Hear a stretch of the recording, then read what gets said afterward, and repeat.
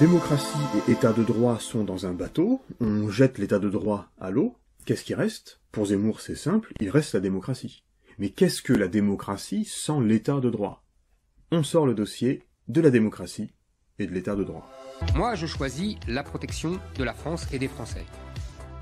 D'autres, le plus souvent à gauche, mais pas seulement, il y a des libéraux aussi qui pensent ça, au nom d'une conception, je dirais, philosophique, mais quelque peu éthérée de la liberté et de l'indépendance de la magistrature, sacrifie la sécurité des victimes et la protection de la France. La position libérale, c'est par exemple celle de l'avocat François Sureau. Et je suis pas sûr qu'il veuille abandonner la France et les victimes d'attentats. Suspendre les libertés en période de terrorisme, à cause d'une sorte de théorie des circonstances exceptionnelles, est une question qui se pose sérieusement. Personnellement, je ne le pense pas pour la raison que vous venez de dire. C'est-à-dire, je pense que précisément notre système de liberté a été bâti pour tous les temps, parce que si on cesse de l'appliquer dans les temps difficiles, ça veut dire qu'en réalité on n'y croit pas vraiment et que donc on perd toutes les raisons de le défendre. Mais c'est une question qui se pose, et d'ailleurs il y a une théorie des circonstances exceptionnelles qui existe, une question qui se pose. J'entends cette discussion, vous voyez, intellectuellement je l'entends. Après, moi j'ai choisi politiquement et idéologiquement.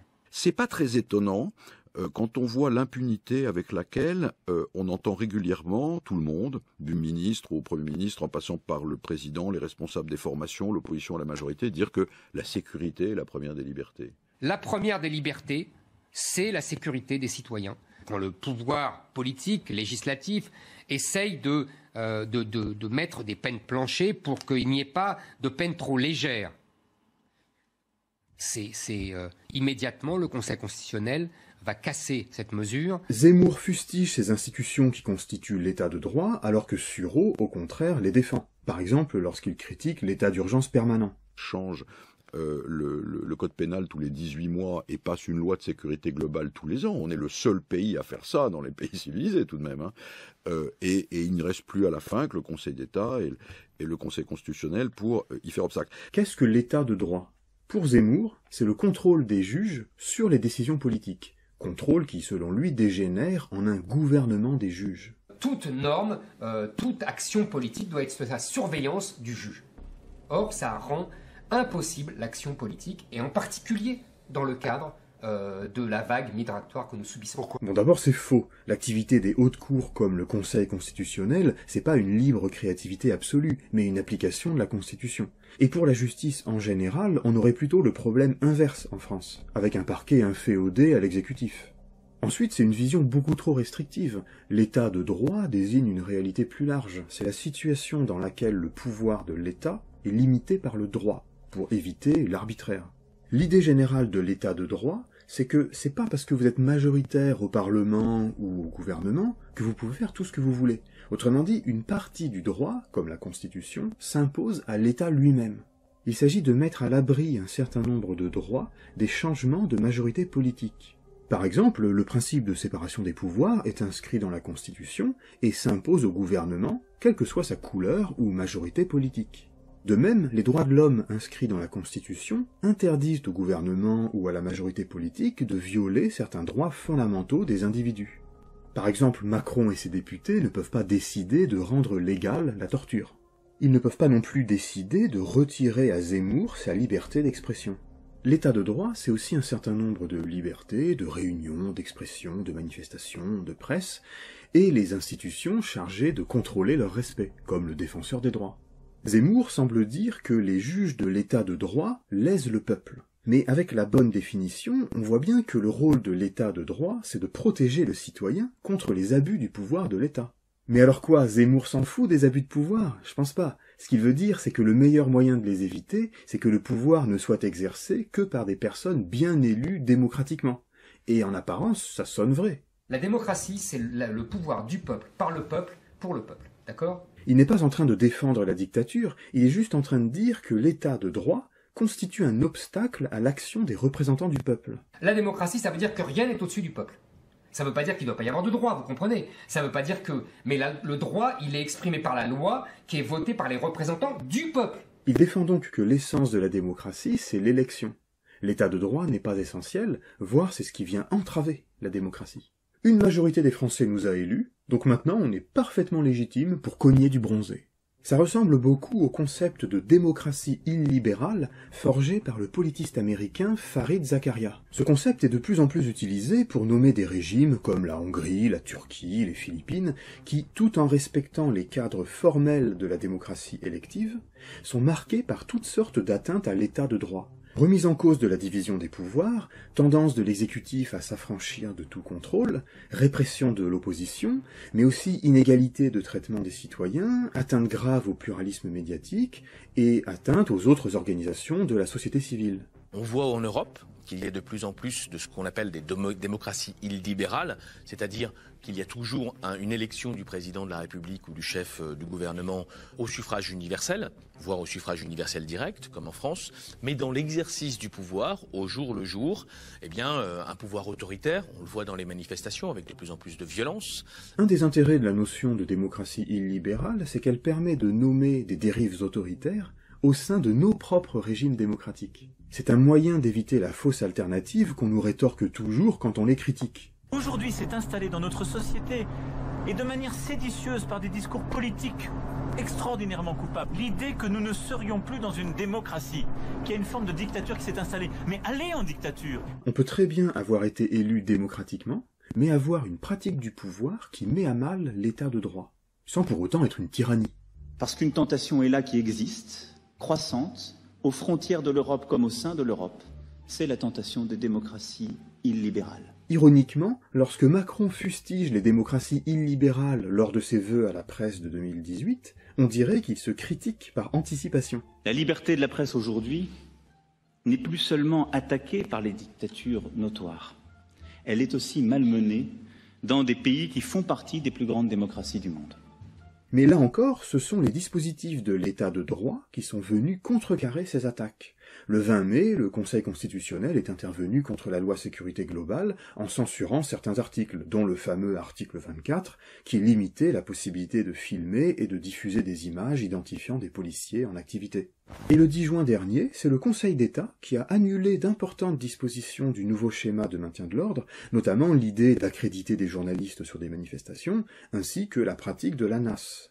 L'impression qui se dégage, c'est celle d'une majorité sans cesse tentée de pondre des lois liberticides, en se réclamant de la légitimité des urnes, et en tentant de s'asseoir sur le pluralisme démocratique et les contre-pouvoirs. Les gens du Nouveau Monde ont fabriqué des trucs dont même les séides les plus éprouvants du président Sarkozy n'avaient pas rêvé, avec une bonne conscience, avec un allant, avec une facilité à reprendre les raisonnements de l'administration répressive et de la police qui sont absolument sans exemple. L'univers mental des députés de La République En Marche est non seulement illibéral, parce qu'ils s'offusquent à chaque fois de voir retoquer leur projet liberticide, mais il est aussi antidémocratique, parce que s'ils prenaient davantage en compte les critiques de l'opposition, ils ne pondraient pas des projets aussi mal foutus. On arrive aux limites de la notion de démocratie illibérale. A-t-on encore affaire à une démocratie? Parce que les droits fondamentaux et les libertés publiques, c'est pas seulement des moyens de limiter le pouvoir de l'État, mais ce sont des conditions de la vie démocratique, du débat public, du pluralisme. Pouvoir défendre ses opinions, se réunir, manifester, se syndiquer, ne sont pas seulement des droits qui protègent l'individu, ce sont aussi des droits qui font de lui un citoyen pouvant participer à la vie politique.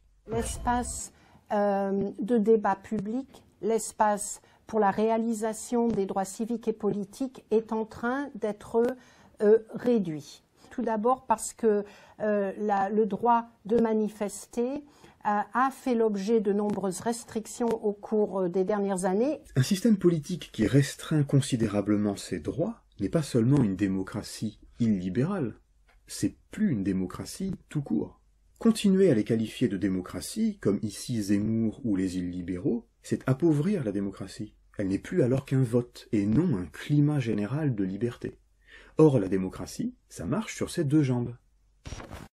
Macron propose un bond en avant dans la transformation néolibérale de la société française.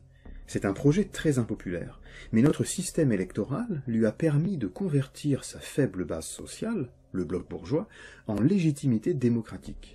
Ensuite, les institutions de la Ve République et sa pratique autoritaire du pouvoir lui permettent de passer en force, grâce à une majorité de députés godillots et en envoyant la police étouffer les conflits sociaux.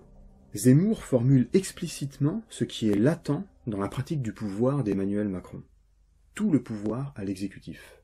Vous avez aimé Macron et la Ve République, vous allez adorer le zémourisme. Le monde proposé par Zemmour pour sauver la France de ses problèmes, c'est la Macronie, moins les dernières digues de l'état de droit qui nous ont un peu protégés. Et nul doute que si cette mobilisation s'avère très efficace et très forte aujourd'hui, les digues céderont, les digues, c'est-à-dire les contraintes de la Constitution, les contraintes de la loi. Sa France rêvée, c'est celle d'un peuple mis dans l'incapacité de se défendre face à un pouvoir surpuissant. L'état d'urgence, c'est-à-dire ce dispositif légal d'exception qui se pérennise, ça fait 3 ans sur 5 ans que nous vivons en état d'urgence. On voit qu'il remplace progressivement l'état de droit. Il y a énormément de lois qui sont adoptées pendant ces moments et que ça détruit le cadre de l'état de droit qui permet une stabilisation des institutions et qui permet une sécurité pour tout le monde. Au fond, l'état d'urgence terroriste et sanitaire donne une image de la société politique souhaitée par Zemmour. On ne peut pas se réunir, nos déplacements sont a priori considérés comme suspects, on ne peut pas manifester, et en guise d'espace public ouvert et équilibré, on n'a plus que CNews et LCI.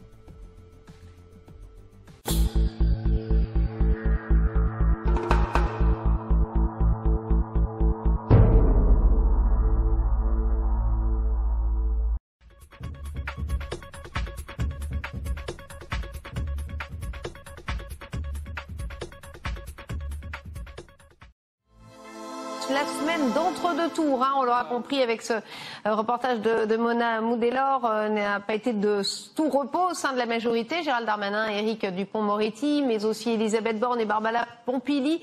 Qu'est-ce que cela traduit ? Une certaine fatigue, je pense, au sein de l'exécutif, où chacun a vécu cette campagne de manière difficile, dure. Des ministres qui n'étaient pas habitués à faire campagne de cette façon-là. On se rappelle, Éric Dupond-Moretti dans le Nord, collant des affiches avec ses montres de luxe, ses boutons de manchette, se faisant invectiver par le candidat du Rassemblement national.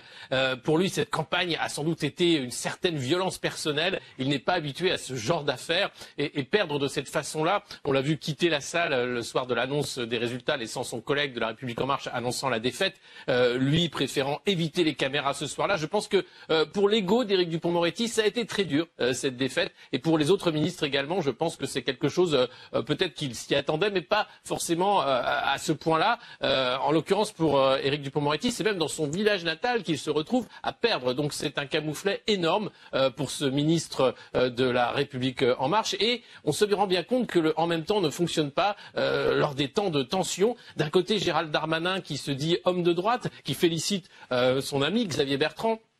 Lui aussi est maire de Tourcoing, donc il connaît la région Nord et il fait là acte d'allégeance d'une certaine façon à son parti historique, les Républicains, ou du moins cette droite historique de laquelle il vient. Et du côté d'Éric Dupond-Moretti, ça ne passe pas évidemment puisque c'est un coup de poignard de plus et on a vu évidemment cette quasi-altercation qui va se finir autour d'un bon plat, comme les affectionne le ministre de la Justice, puisque les deux hommes ont prévu de déjeuner la semaine prochaine pour se rabibocher. Donc c'est de la politique politicienne, mais ça en dit long sur la fin du en même temps. Finalement, je crois que là, Emmanuel Macron n'arrive plus à tenir ses troupes par gros temps.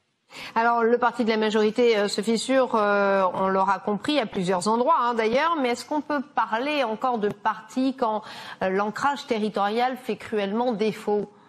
Alors, c'est vrai que c'est une vraie question.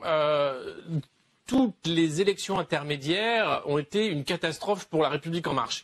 Les municipales, moins de 2% du corps votant, les listes de La République En Marche au régional qui font autour de 10% et moins, si on regarde le corps des votants, là on est à moins de 4%, et on voit bien qu'il n'y a pas d'élus finalement de ce nouveau mouvement dans les régions, dans les villes, dans les départements, dans la décentralisation finalement. C'est un parti réellement hors sol qui ne vit que par Paris, à la fois surtout à l'Assemblée nationale où il y a de nombreux élus qui ont pu être justement accéder à la députation suite à l'élection d'Emmanuel Macron. Ces députés nombreux marcheurs, souvent appelés députés Playmobil, parce que votant comme un seul homme sur toutes les lois imposées par l'exécutif, ce qui a d'ailleurs fait beaucoup de mal à la démocratie représentative, ce qui explique aussi peut-être l'abstention quand on voit la façon dont les débats ont été très mal gérés par cette majorité pendant ces 4 années de mandat d'Emmanuel Macron. Donc il y a vraiment un problème puisqu'au-delà de la sphère parisienne, les ministères et l'Assemblée, le parti La République En Marche, le mouvement La République En Marche n'existe pas, ne s'incarne pas. D'ailleurs, il est question en ce moment de s'autodissoudre pour les marcheurs, avec Stanislas Guerini qui est à la tête du mouvement et qui est remis en cause. Et l'idée est bien sûr de noyer cette marque La République En Marche, qui est devenue une marque contre-productive, qui ne vend plus du tout, dans une nouvelle majorité présidentielle plus large, une maison commune comme elle est appelée, où on militerait pour de nouvelles causes, pour préparer une nouvelle candidature d'Emmanuel Macron. Donc on voit bien que c'est la fin d'En Marche, même si aujourd'hui le parti va très bien financièrement, puisque grâce au système français tel qu'il est fait, il est assis sur une manne de plusieurs millions d'euros. Il a pu acheter un nouveau siège social en plein cœur de Paris et prépare bien sûr la campagne présidentielle avec cet argent, même si il va se rebrander comme on le fait en Startup Nation, c'est-à-dire changer de nom, même si le contenu restera le même. Alors l'argent n'est pas tout, parce qu'à moins d'un an de la présidentielle, il est peut-être urgent qu'Emmanuel Macron propose une ligne claire, mais quelle ligne ? C'est toute la question et la difficulté pour lui, puisqu'il a été élu en 2017 sur un projet évanescent, un projet invisible, un projet qu'il a inventé finalement au fur et à mesure, puisque son programme était extrêmement fluctuant. Il avait promis de ne pas allonger ou de décaler l'âge du départ à la retraite. Eh bien, il le fait avec les réformes des retraites. Il est revenu à peu près sur tous ses engagements de campagne. Il a sans arrêt dit tout et son contraire. Emmanuel Macron a une façon d'être et de ne pas être qui lui permet d'être tout à la fois et rien en même temps. C'est ça, le en même temps, c'est ça En Marche. Et aujourd'hui, ça ne marche plus. Et on le voit bien d'ailleurs avec le gouvernement qui était en train de se déliter sous nos yeux. Et pour Emmanuel Macron, depuis 4 ans, on voit que systématiquement, il a pris le choix de devenir un président de droite. Alors, droite républicaine, il essaye maintenant de casser les républicains. C'était son pari pour les régionales. Il n'y est pas arrivé. Donc que va-t-il faire face à ça? Et puis la course contre Marine Le Pen, qui est pour lui l'opposante rêvée, puisqu'il pourrait faire un match retour en 2022, comme il l'a fait en 2017, en étant à peu près sûr d'être élu, se disant qu'il y aura un front républicain contre Marine Le Pen. Rien n'est moins sûr, comme on le voit d'ailleurs en PACA, avec Thierry Mariani, candidat RN, qui est au coude à coude avec Renaud Muselier, qui a pourtant reçu le soutien de La République En Marche. Donc pour Emmanuel Macron, l'heure est à l'éclaircissement, à savoir quelle va être sa fin de mandat et surtout quel va être son programme pour la suite. Va-t-il s'assumer comme un président de droite et essayer de récupérer davantage de LR, ou va-t-il essayer un nouveau en même temps, une nouvelle réinvention qui risque de ne pas fonctionner parce que maintenant les Français le connaissent? Est-ce qu'un remaniement ministériel serait une solution? On sait que les présidents affectionnent cet exercice en France. Alors, un remaniement ministériel, peut-être. Quand on sait que 5 ministres ont perdu au premier tour, ça va être difficile pour eux d'assurer le service après-vente avec le peu de légitimité qu'ils ont. Mais la difficulté, c'est de trouver les candidats pour les quelques mois qui restent, sachant que l'axe ministériel va s'arrêter très tôt. La campagne va commencer à partir de mars à être dans le dur, puisque l'élection est maintenant en avril. Nous avons les dates. Donc, c'est quelque chose de compliqué à la fois de trouver des candidats et puis de renouveler cette équipe pour le quelque temps qui reste. Donc ce serait une équipe uniquement communicationnelle qui serait là pour être tous porte-parole en quelque sorte. Et là, Emmanuel Macron a besoin de personnes en qui il peut totalement compter. Et je ne vois pas qui aujourd'hui il pourrait recruter de cette façon-là en étant sûr à 100% que ceux-là feront sa campagne jusqu'au bout, en étant sûr de défendre un bilan qui aujourd'hui est difficile à défendre. Et puis, il y a autre chose. S'il souhaitait remercier Jean Castex, c'est aussi difficile parce que la crise sanitaire n'est pas terminée. On parle du variant Delta dans les Landes. Alors on se réjouit parce que la vaccination continue, elle semblerait marcher, mais devant ces variants, rien n'est moins sûr. Et peut-être qu'en septembre-octobre, la crise sanitaire sera toujours là. Et dans ce cas-là, s'il change d'équipe alors que le Covid revient, c'est une catastrophe. Et même des personnes comme Olivier Véran devraient aller jusqu'au bout et être le ministre du Covid en quelque sorte, jusqu'à ce que l'épisode soit clos, si un jour il se ferme. Mais en l'occurrence, aujourd'hui, c'est extrêmement critique de changer les ministres, un gouvernement. Alors peut-être un remaniement à la marge, comme on l'a déjà vu par le passé, mais je ne pense pas que Jean Castex puisse être remercié aussi facilement cet été. Merci. Médicaments pendant la crise sanitaire a mis en lumière un problème qui perdure depuis des années. La crise du Covid-19 a révélé la dépendance médicale de la France vis-à-vis de l'Inde ou de la Chine qui vendent à très bas coût. Une situation qui a démontré l'absence de souveraineté sanitaire dans notre pays. Chaque année, des centaines de médicaments sont en rupture dans les pharmacies avec un record l'an dernier, plus de 2000 ruptures signalées. D'après l'Agence européenne du médicament, 80% des sites de production de substances actives utilisées pour les médicaments vendus en Europe sont situés hors de l'Union européenne, une situation problématique. Il est possible de produire un médicament en France, mais si la plupart des composants viennent d'Inde, de Chine ou des États-Unis, le résultat sera le même. Nous sommes confrontés à d'énormes difficultés parce qu'une partie de la chimie n'est plus en France, mais est partie en Asie. Il faudra déployer de grands moyens pour amener cette filière dans l'Hexagone. Et pourtant, le pays de Pasteur faisait mieux. Mais ça, c'était avant. La France était le premier pays producteur de médicaments il y a encore 10 ans et nous sommes passés à la 4e place. La pandémie a permis une prise de conscience au plus haut niveau de l'État du décrochage de la France et de la nécessité de renforcer notre indépendance sanitaire.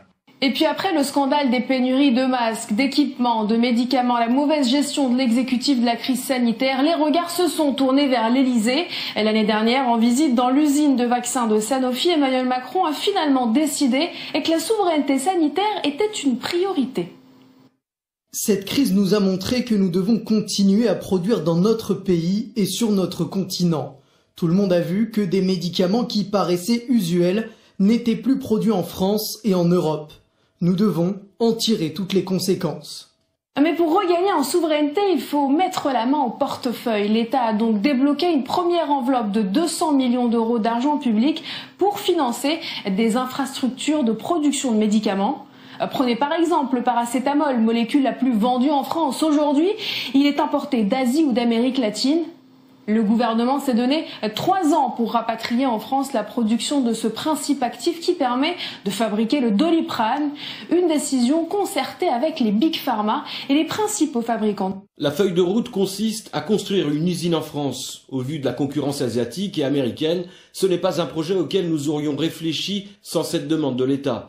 Il faut maintenant trouver l'équation économique permettant de rendre cette usine viable sur le long terme. Sans le soutien de l'État, ce projet ne pourra voir le jour. Parce qu'effectivement, le Made in France a un coût. Produire localement aura un coût plus élevé que de produire en Chine ou en Inde. Si l'on veut faire revenir la filière chimie, cela représente un surcoût de 3 à 30% environ selon les secteurs. Et c'est là où on a besoin d'une politique économique cohérente entre le ministère de l'Industrie et de la Santé. Les productions locales de médicaments pourraient permettre de mieux affronter les crises sanitaires à venir. À voir. En attendant, les laboratoires pharmaceutiques sont en pleine santé et ils sont les grands gagnants de cette crise sanitaire. En 2020, le bénéfice net du laboratoire Sanofi se chiffre à 12 milliards d'euros contre 2,8 milliards en 2019.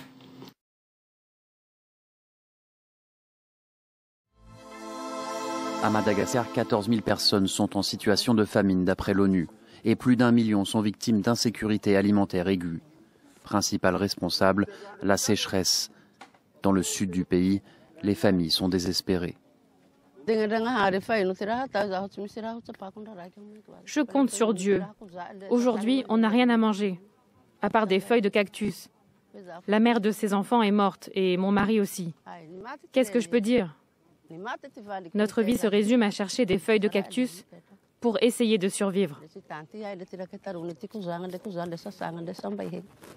Certains villages très reculés sont passés à travers la surveillance d'un réseau d'alerte précoce. Et le coronavirus a entraîné la fermeture des écoles, privant les enfants d'un repas quotidien complet. Le matin, je prépare un plat d'insectes. J'essaie de les laver, mais on n'a pratiquement pas d'eau. Ça fait 8 mois qu'avec mes enfants, on mange cette plante tous les jours et rien d'autre, car il n'y a pas de pluie et donc pas de récolte. Le Programme alimentaire mondial de l'ONU estime avoir besoin de 78 millions de dollars pour faire face à cette crise. C'est la pire sécheresse depuis 40 ans. Et ici, les gens dépendent de l'agriculture. Mais avec des sécheresses à répétition, les gens ne peuvent pas survivre.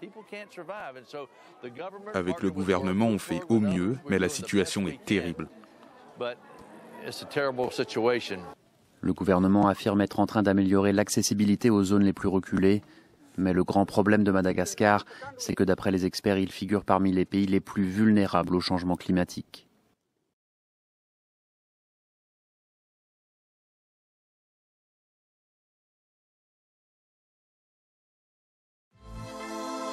France, des migrants sans abri et leur soutien ont installé hier soir environ 250 tentes sur le parvis de l'hôtel de ville de Paris.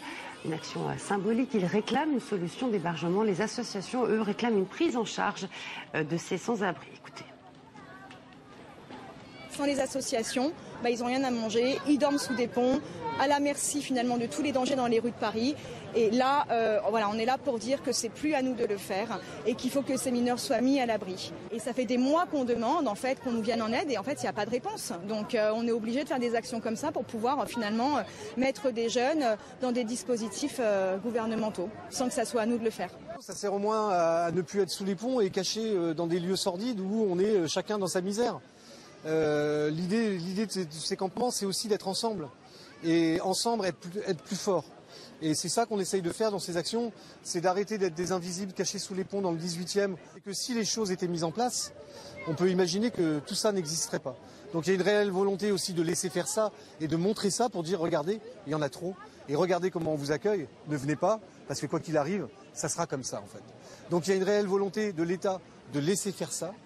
Imaginez que dans un pays riche comme la France, ce n'est quelques milliers de personnes par an qui rentrent chez nous. On pourrait, si on avait la volonté politique, les accueillir. Bien, je suis content d'être là. J'espère que vous aussi, vous êtes nous contents aussi. d'être là. Ouais, on est content que tu sois là. Non, ça fait vraiment plaisir. Parce que juste avant de vous parler de la démocratie, parce qu'on m'a saoulé dimanche soir en me disant alors vous êtes déçus, gna gna gna gna gna, hein? Non, on n'est pas déçus. On avait dit que la gauche serait de retour dans l'hémicycle régional. Elle sera de retour dans l'hémicycle régional. On avait dit qu'on ferait mordre la poussière à 5 ministres du gouvernement. On l'a fait. On avait dit qu'on ferait reculer le Rassemblement national. On l'a fait reculer. Donc je suis content, heureux, ravi, enchanté d'être là ce soir. Ouais, je suis vénère quand je suis content. Bon, c'est moi, désolé. C'est important vraiment qu'on parle de cette implication citoyenne et démocratique parce que quand on sort de 70% d'abstention, et c'est pas la première fois qu'on sort de 70% d'abstention, ça commence à être une rengaine, il faut qu'on s'interroge. Il faut qu'on s'interroge sur les pratiques politiques. Parce que c'est pas vrai que dans ce pays, les abstentionnistes sont des gens qui n'ont rien à faire. Ou qui sont je m'en foutistes. Ou qui sont là en mode la politique, non, c'est pas pour moi. Souvent, quand on les interroge, ils nous disent non, c'est pas qu'on n'en a rien à faire, c'est qu'on a l'impression que c'est pas notre affaire. Que c'est un truc de politiciens, que c'est loin de nous, qu'on n'y a pas notre place. On n'y a pas notre mot à dire.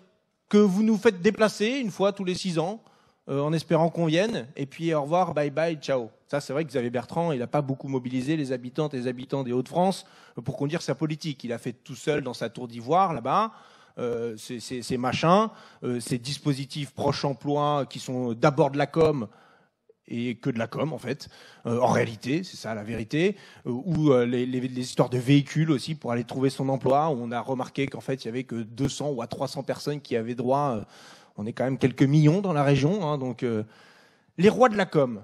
Et nous, il faut qu'on substitue à ça l'implication citoyenne concrète et directe. Il y a dans la loi un truc qui s'appelle les référendums locaux. C'est quasiment jamais utilisé. C'est assez extraordinaire. Et ben avec Karima Deli, à la tête de la région, on fera des référendums locaux. On a dit qu'on ferait aussi des conventions citoyennes. Alors, pas les mêmes exactement que celles du président de la République. Enfin, quoique, sur la forme, moi, ça me va bien de réunir des gens tirés au sort sur des sujets d'importance majeure. Sauf qu'à la fin, ce qu'ils nous proposeront, c'est ça qu'on soumettra à l'Assemblée régionale. Pas un machin trafiqué comme ils sont en train de nous faire à l'Assemblée nationale et au Sénat, et ça a été dit par le collègue sénateur tout à l'heure. On a dit aussi qu'on impliquerait qui? Les lycéens. C'est une compétence de la région, les lycées, et nous avons les moyens de les mettre en dynamique, surtout que nous sommes un certain nombre à proposer qu'il puisse y avoir, alors c'est pas à la région qu'on va le décider, mais le droit de vote dès 16 ans. Et c'est l'apprentissage de la démocratie, ça s'est fait là. Moi, je blague souvent, on me disait, quand est-ce que vous avez commencé la politique? Alors je dis, je prends un air inspiré comme ça, je dis, j'ai commencé ma carrière au lycée comme délégué de classe. Et oui, mais c'est là aussi que ça commence. La vérité, c'est qu'à chaque fois qu'on prend quelqu'un, qu'on le met en responsabilité,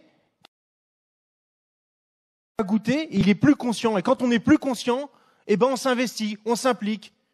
Et on sait pourquoi on le fait. On sait pourquoi on le fait, pourquoi c'est utile, à quoi ça sert.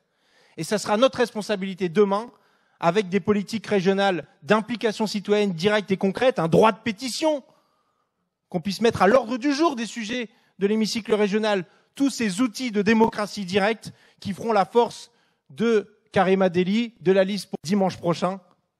N'oubliez pas, je vote Karima Delli. Merci beaucoup Hugo, merci beaucoup à Hugo Bernalicis. Celui qui a vu la petite lumière au bout du tunnel la semaine dernière, le Jean-Pierre Chevènement de la chronique de Meurice. Oui, j'en reviens. Bon, les pitchouns, allez, ça suffit de se morfondre là, on va pas se voiler la face, on va pas se tirer les cartes entre gitans, on va pas se lire des chroniques d'André Manoukian entre escrocs, c'est la merde, voilà, c'est la merde, parce qu'à l'université c'est bouché, les écoles il y a du Covid partout, et c'est Jean-Michel Blanquer qui est censé vous sauver, donc voilà, sur l'échelle de la bamboche, on est au niveau Eddy de Préto reprend Léo Ferré, mais les pitchouns, tonton Guitou va pas vous laisser comme ça sur le bas-côté de la route. J'ai trouvé un moyen de se faire de la thune sans trop se fouler. Quoi? Faire des chroniques musicales à France Inter? En gamme patatonique sans rien piger? Non. Ça aurait pu, mais non. C'est pas ça les pitchouns. Restez concentrés. Je vous propose de faire bosser votre animal de compagnie sur les réseaux sociaux en tant qu'influenceur. Et pour ça, je vous ai dégoté l'homme qu'il vous faut. Il s'appelle Lucas. Il a une agence qui s'appelle My Pet Agency. Explication. Je gère une agence et une technologie qui fait de la mise en relation entre les marques et des animaux influenceurs. Vous êtes agent d'animaux influenceurs. Voilà, c'est ça. Voilà les pitchouns, Lucas est l'homme de la situation. Vous n'en aviez pas rêvé, la Startup Nation l'a fait quand même. Il est donc agent d'animaux influenceurs. On n'arrête pas le progrès. Des fois on aimerait, hein, mais non. En fait, on représente des profils de chats, chiens, hérissons et autres au Il y a sein de des hérissons l'agence. Alors oui, alors c'est autorisé en Allemagne de l'avoir en animal de compagnie, mais oui, on a des oiseaux, on a une vache, on a un scarabée. Et ben voilà, les pitchouns, même un scarabée, on peut être agent de scarabée. Aujourd'hui, on n'a pas de pétrole, mais on a des scarabées. Voilà. Ça, c'est une richesse. Donc prenons, si vous voulez bien, pour bien piger le truc, un cas concret. Nous, on aimerait bien, par exemple, passer devant les grosses têtes. Alors, Lucas, est-ce qu'il a des conseils pour nous? Je conseillerais de créer du contenu avec des animaux, ça attache, ça crée de l'affection, ça crée une connexion émotionnelle. Et aujourd'hui, c'est ce que les marques manquent auprès de leur cible, c'est de se rapprocher de leur cible de manière authentique avec de la valeur émotionnelle forte. Ouais, ça on n'a pas. Ouais, c'est ça qui nous manque. Non, clairement, on n'a pas d'animal dans notre émission, on a quelques grosses buses. Mais en termes d'engagement émotionnel, voilà, c'est un petit peu faiblard. On avait des araignées venimeuses. Il y a des araignées, mais bon, voilà. Pas beaucoup d'attachement, bizarrement. Pas beaucoup d'attachement. Alors qu'est-ce qu'il aurait sous la main, Lucas? On a les profils d'animaux stars, c'est les animaux qu'on reconnaît dans la rue. Qu'est-ce que vous avez comme animaux comme ça? Alors, là, je parlais de Bruce, mais c'est mon chien Bruce. Lui, il a un compte qui s'appelle Blog of Bruce, et c'est vrai qu'on m'a reconnu dans des événements ou même dans la rue par mon chien. Il part en vacances à Dubaï? Pas à Dubaï, mais il vient partout avec nous. Ah, c'est pas mal. Alors dommage pour Dubaï, parce que Dubaï, c'est vraiment là où vont tous les connards. Comment on appelle ça? Les gens à la mode, pardon, excusez-moi. Voilà. Alors, il nous faudrait un Bruce. Alors bon, qui a des animaux ici? Moi. Kiki. Kiki. Allez, alors bon, on va voir. On va essayer Kiki. Je vais demander à Lucas. Non. Un chat, c'est plus compliqué. Donc, c'est plus dur d'en faire une star, sauf pour certains chats comme Choupette, par exemple, qu'on représente, qui était la chatte de Karl Lagerfeld. Elle, pour le coup, elle a été connue grâce à son papa, quoi. Ah, vous êtes agent de la chatte de Karl Lagerfeld. Oui, et c'est ça aussi l'astuce des pitchouns. Si vous n'avez pas d'animaux de compagnie, vous pouvez faire agent de chatte. J'aime autant vous dire que si on avait été sur RTL, j'avais un gros potentiel de blague. Très bien senti. On va se régaler. Mais restons concentrés. Revenons à Choupette qui est connue d'elle-même, voilà, qui a son propre compte, Choupette officiel, et les gens la suivent, et tous les jours, il y a un post qui est liké par des dizaines de milliers de personnes. Eh ouais, Choupette est une grosse resta, Choupette officielle, vous pouvez aller voir, hein, ça fait relativiser. Hein. Elle est suivie par 84 000 personnes sur Instagram, c'est plus que Jean Castex, qui a un moins beau poil aussi, hein, faut reconnaître, mais quand même, ça rend humble. Allez, il est temps de conclure avec Lucas et son activité. On a nos propres événements, la Woof Run, c'est un festival course où on court avec son chien au travers d'obstacles, qui réunit plusieurs milliers de pet lovers. Des pet lovers? Des pet lovers, bah, c'est les amoureux des animaux. Les pet lovers, bien sûr. Voilà. Ouais, je crois que je suis un human lover, ça, quand ils font des trucs comme ça essentiellement.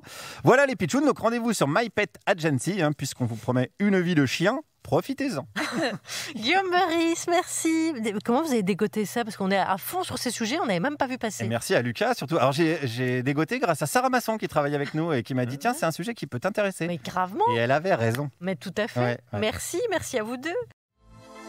J-3 avant le second tour des élections régionales. Les partis tentent de mobiliser les troupes après un premier tour marqué par un taux d'abstention record, plus de 66%.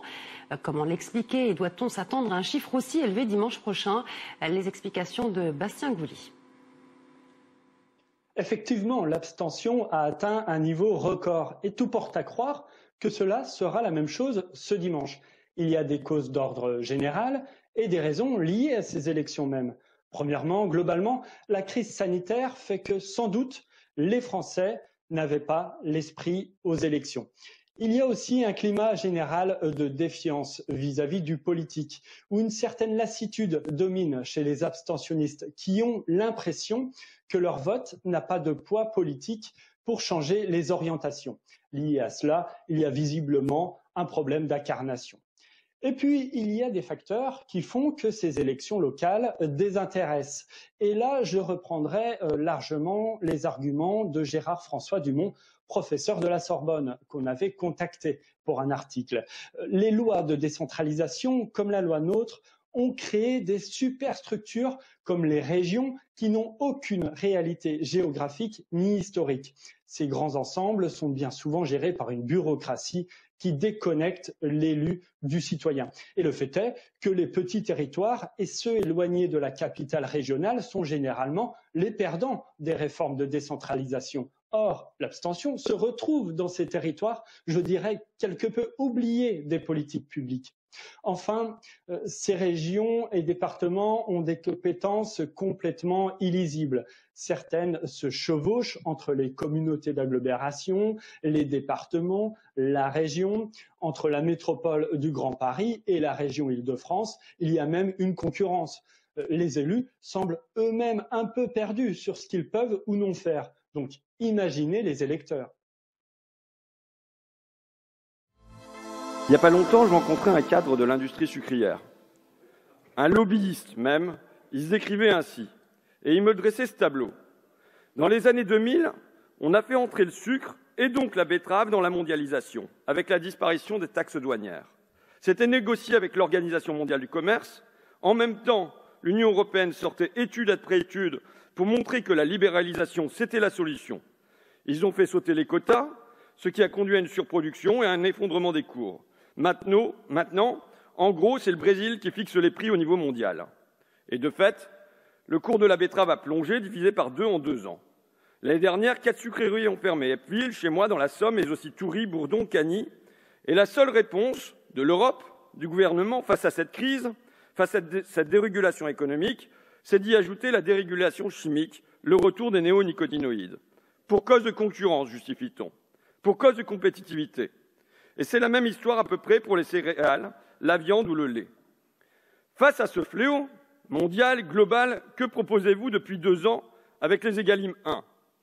Du bricolage, une usine à gaz législative à base de contrats et d'accords cadres, d'indicateurs de prix et de médiation.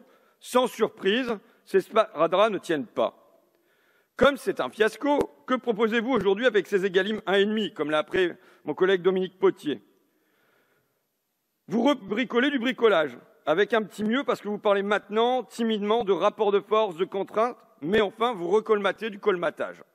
Pourquoi? Parce que vous tournez autour du pot de la mondialisation. Parce que vous n'osez pas attraper le taureau du libre-échange par les cornes. Vous me direz, et vous, qu'est-ce que vous proposez? Vous le savez, qu'est-ce que je propose depuis 4 ans maintenant? De réguler les marchés agricoles, avec des quotas de production, d'importation, avec des coefficients multiplicateurs, avec surtout des prix planchers, pour que les marchés soient plus stables, pour que les agriculteurs soient mieux payés. C'est du bon sens, j'ignore s'il est paysan, mais c'est du bon sens, de l'évidence. À ce bon sens, à cette évidence, monsieur le rapporteur en commission, vous avez opposé vos exagérations et vos sophismes. Vous avez poussé les hauts cris, comme quoi je réinventais les kolkhozes. L'étoile rouge flotterait sur nos campagnes. Mais ces instruments, les quotas, les prix planchers, Bruxelles en a usé pendant des décennies et sans que l'Union européenne ne s'apparente à l'Union soviétique. Vous m'avez alors répliqué, avec un goût du paradoxe, que le prix plancher deviendrait vite un plafond. Je serais curieux de voir à quoi ressemble votre maison. Mais vous n'êtes manifestement ni architecte ni maçon. Cédric Villani vous l'a dit à sa manière, dans son style. En mathématiques, on parle de minorant et de majorant, et il ferait beau voir que l'on prétende que les deux en viennent systématiquement à se confondre. Même notre collègue agriculteur du MoDem, Nicolas Turquois, vous l'a signalé. Ces notions de plancher et de plafond peuvent avoir du sens. Elles protègent le producteur des variations excessives des prix. En commission, je voulais donc marteler prix plancher, prix plancher, prix plancher. À la buvette, après ces débats, un député marcheur et bon connaisseur des marchés agricoles s'est moqué de moi. « Mais arrête, François, avec tes prix planchers. Tu sais très bien que c'est interdit par l'Union européenne. » Bon, le débat déjà se situerait là, ça serait plus franc. « Oh ça, je m'en fiche, je lui ai répondu. On désobéit. » Il a ri, puis il a ajouté « Et même au-dessus, l'OMC l'interdit. » Je m'en fiche encore plus, j'ai répliqué. On désobéit, on aura des différends, ça prendra des années devant la justice. Pendant ce temps-là, on verra bien quel parti prendront les gens, les paysans. Votre collègue a alors conclu, apaisé, bon, au fond, t'as pas tort, ça a marché pendant des années avec des quotas, des prix minimums, et ça dérangeait personne. Voilà la bataille qui mérite d'être menée. Pour l'agriculture, mais aussi pour l'industrie, mais aussi pour notre santé, mais pour notre planète tout entière. Et je vous rappellerai les propos de Nicolas Hulot. La mondialisation, les traités de libre-échange sont la cause de tous les problèmes écologiques. Et je rappellerai les propos du président de la République l'an dernier, vite oublié. Déléguer notre alimentation, notre protection à d'autres est une folie. La bataille que nous devons mener, c'est pour une déglobalisation organisée, pour une déglobalisation choisie et non subie, pour une déglobalisation qui passe par d'autres accords, par d'autres traités, et non par des guerres, par des conflits, par des peuples rendus fous de haine, fous de colère, fous d'être appauvris, fous de n'être pas écoutés. Voilà le scénario que vous devriez écrire aujourd'hui, celui d'une exception agriculturelle, tout comme nous avons une exception culturelle, que la terre et ses fruits sortent du libre-échange. Je pense qu'il faut laisser le sport en dehors de la politique. C'est un des espaces précisément où la politique ne doit pas entrer. C'est une dérive auquel on a assisté depuis un certain nombre d'années. Pensez-vous que l'équipe de France de football soit à l'image de la France ? Non, je ne pense pas. Mais j'espère que non, parce que, écoutez, le Elle pognon... ne représente pas la France. Non, le pognon qui dégouline de ces gens, le sentiment de cet argent facilement gagné, les valeurs qu'ils véhiculent ne sont pas les valeurs de la France, Donc actuellement. Vous n'avez pas supporté l'équipe de France au Mondial d'Afrique du Sud. Vous en moquez, oui. Très honnêtement, bon, le foot, c'est pas trop... Je vous dis, moi, c'est pas... Bon. Je pense qu'il faut laisser le sport en dehors de la politique. Je fais partie de celles qui pensent que Karim Benzema n'aurait jamais dû y entrer, donc bon... Donc il ne doit pas y retourner. Voilà. Je pense à ces joueurs de football qui ne chantent pas la Marseillaise, qui expriment encore une fois en toutes circonstances et au long des interviews leur mépris de toute forme de patriotisme. C'est un des espaces précisément où la politique ne doit pas entrer. Une question. Après les propos racistes d'un arbitre, les équipes du PSG et de Başakşehir ont quitté le terrain avant-hier, interrompant le match. On n'avait jamais vu ça. Avant la reprise du match hier, les joueurs des deux équipes ont mis le genou à terre et levé le poing, le geste des sportifs américains pour dénoncer le racisme. Ils l'ont fait hier. Comment avez-vous reçu cette image ? Elle m'inquiète. Pourquoi ? Parce que je vois notre pays, je vois un certain nombre de... Je vois une mouvance essayer d'importer en France la guerre raciale américaine. Moi, la racialisation des relations humaines me fait horreur. Voilà. Je suis française et ça me fait horreur. Je pense qu'il faut laisser le sport en dehors de la politique. Ce qui me choque, moi, si vous voulez, c'est la chanson qui a été choisie pour l'Euro, notamment la chanson du Youssoupha. Benzema avait un jour dit que Didier Deschamps cédait à une partie raciste de la France. Eh bien, je pense qu'aujourd'hui, on a cédé à une partie racaille de la France en choisissant ce type de propos. Moi, j'ai à dire quelque chose à ceux qui ont choisi M. Youssoupha, et comme ça n'est pas le président de la Fédération française de football, j'en conclus que c'est à l'Élysée qu'il a été choisi. On a donc choisi un chanteur qui a tenu sur la présidente du premier parti d'opposition. C'est-à-dire que c'est à l'Élysée qu'il a été choisi. Par qui a-t-il été choisi ? Tiens, voilà une bonne enquête à mener.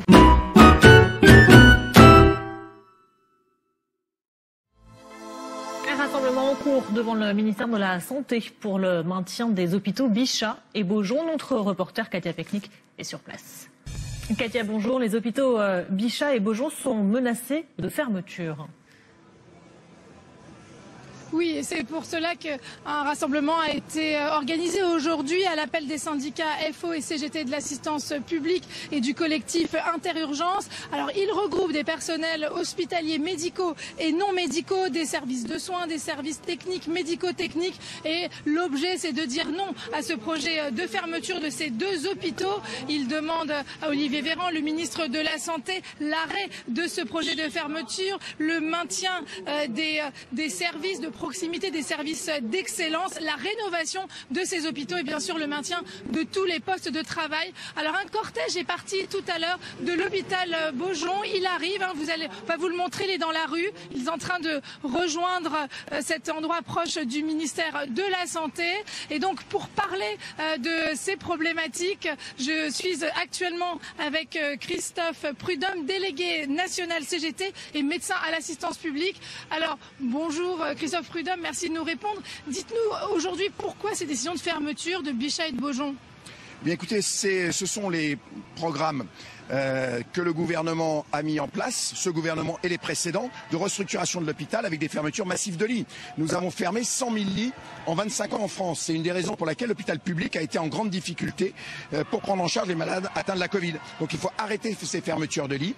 Et il faut même en rouvrir dans un certain nombre d'endroits. Sauf qu'aujourd'hui, eh bien, les programmes de restructuration et de fermeture de lits sont toujours à l'ordre du jour. C'est la raison de notre colère et de notre manifestation aujourd'hui.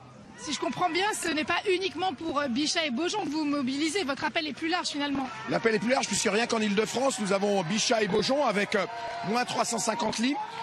L'hôpital Jean Verdier en Seine-Saint-Denis qui doit fermer, l'hôpital de Garches dans le 92, l'hôpital de Beaumont-sur-Oise qui est menacé, les hôpitaux d'Orsay, Juvisy, Longjumeau. Donc vous voyez, il faut qu'on arrête ces fermetures de lits puisque, moi, vous savez, je suis médecin urgentiste et depuis 2003, depuis la canicule, nous manquons de lits. Nous manquons de lits et on poursuit les restructurations. Pour des opérations financières, vous savez, c'est toujours le même thème. Il faut faire des économies sur le budget de la sécurité sociale. Sauf que si nous avions eu plus de lits pour gérer ces différentes vagues de la Covid, il y aurait peut-être eu moins de morts. Vous voyez, parce que non seulement nous avons eu des difficultés pour prendre en charge ces malades Covid, mais nous avons laissé tomber tous les autres malades. Et ça a des répercussions sur les infarctus, sur les AVC, sur les cancers. Donc l'hôpital n'a pas été en capacité de gérer cette crise qui n'avait rien finalement de catastrophique. On a eu un nombre de malades important, mais pas... Vous voyez, c'était pas des centaines de malades qui arrivaient dans chaque hôpital chaque jour. Donc il faut que le gouvernement nous écoute. Alors, ce qui nous rend plutôt optimistes, c'est que en province, nous avons réussi à débloquer des situations comme à Nantes, où la reconstruction du CHU, finalement, va se faire sans les fermetures de lits qui étaient prévues. Il était prévu la fermeture de 192 lits et c'est annulé. Donc si c'est annulé à Nantes, il faut l'annuler sur Paris. Paris, c'est une des premières métropoles mondiales et donc il faut que Paris soit doté d'un système hospitalier qui lui permette de répondre aux besoins de sa population et des touristes qui vont revenir. Voilà. Très rapidement, vous avez eu le sentiment de ne pas être assez entendu avec le Ségur? Non, écoutez, le Ségur, c'est très en deçà de ce qu'on souhaitait. Vous savez, le Ségur se résume à quoi? À une augmentation de 183 € et encore pas pour tout le monde, puisqu'il y a eu des manifestations régulières pour ce qu'on appelle les exclus du Ségur. Bon, d'une part, ça ne fait que rattraper la perte de pouvoir d'achat depuis 10 ans, puisque les salaires étaient bloqués, mais nous n'avons rien sur les lits et rien sur les personnels. Une des raisons pour lesquelles aujourd'hui des lits sont fermés, des lits qui devraient être ouverts sont fermés, c'est que nous manquons de personnel. Alors que nous manquons de personnel, dans mon établissement qui est l'assistance publique hôpitaux de Paris, le directeur général Martin Hirsch refuse l'entrée à l'école d'infirmières pour 120 aides-soignantes qui ont réussi le concours parce qu'il n'y a pas le financement, il n'a pas l'argent. Écoutez, il y a un moment donné qu'on n'ait pas l'argent pour former 120 personnes à Paris, enfin qu'on n'ait pas l'argent pour former des professionnels de santé aujourd'hui, alors que l'activité redémarre, que je viens de lire dans le journal ce matin que les entreprises du CAC 40 avaient des bénéfices qui réaugmentaient. Eh bien écoutez, de l'argent il y en a, il faut le prendre au bon endroit.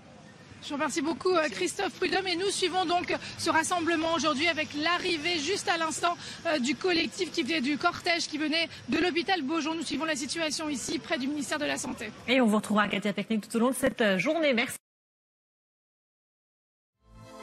Alexis, ça le temps donc pour La République En Marche. D'abord, la défaite aux élections régionales et départementales, en tout cas au premier tour, et puis cette censure du Conseil d'État sur la réforme de l'assurance chômage.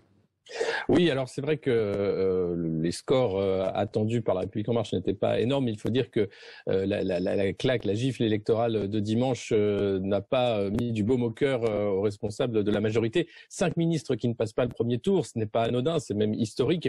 Et un président qui fait comme si de rien n'était. On l'a vu lundi discuter le matin avec les responsables des boîtes de nuit et du monde de la nuit, puis recevoir Justin Bieber, aller à l'ouverture de la Samaritaine et le soir faire la fête dans la cour de l'Élysée avec Jean-Michel Jarre, comme s'il n'y avait pas eu finalement de premier tour, délaissant la gestion de ce score calamiteux plutôt à Jean Castex, au Premier ministre, lui aussi très discret, qui a simplement rappelé qu'il fallait se mobiliser, qu'il y avait là un vrai drame démocratique avec ce taux d'abstention énorme, mais aussi cette gifle qui en dit long sur la façon dont En Marche est grippée aujourd'hui, avec encore une fois le Conseil d'État qui revient sur une proposition de loi, celle de la réforme de l'assurance chômage, disant qu'il n'est pas ni le lieu ni le moment de faire cette réforme, parce qu'il faut attendre un retour à meilleure fortune du marché de l'emploi. Lorsque cette réforme est mise sur les rails, c'est avec Muriel Pénicaud, ministre du Travail, Édouard Philippe, qui expliquait que si l'économie allait bien, il fallait réformer l'assurance chômage pour assurer un retour rapide à l'emploi. Aujourd'hui, on voit bien que la conjoncture n'est pas du tout la même et donc continuer cette réforme aurait été une catastrophe pour de nombreux bénéficiaires de l'assurance chômage qui seraient rentrés dans la précarité encore plus rapidement. Donc clairement, c'est quelque chose qui là touche au cœur du macronisme, cette volonté de réforme profonde à la fois du marché du travail mais de la société française dans son ensemble et qui s'arrête. On l'a vu avec les retraites, il y avait une forte mobilisation, le 49.3 et puis arrive le virus qui a déréglé toutes les horloges que le maître des horloges voulait mettre sur le mode réforme. Et c'est le cas aussi avec l'assurance chômage. Impossible non plus de réformer. Donc ça va être très difficile pour Emmanuel Macron qui se présentait comme ce jeune président ambitieux qui voulait absolument réformer la France et tous les problèmes structurels de ce pays, de défendre un bilan de réforme puisqu'il n'en aura fait aucune. Alors il pourra se draper derrière la crise sanitaire en disant que ce n'est pas de sa faute. Néanmoins, on voit bien que scrutin après scrutin, La République En Marche peine à s'ancrer dans les territoires, voire pas du tout. C'était 2% au municipal, moins de 4% au régional. Et donc, ça va être très difficile de montrer qu'il peut gouverner sans Racine avec un parti qui est en train de penser même à sa dissolution dans une plateforme plus large pour une majorité présidentielle pour préparer la nouvelle candidature d'Emmanuel Macron. Merci Alexis.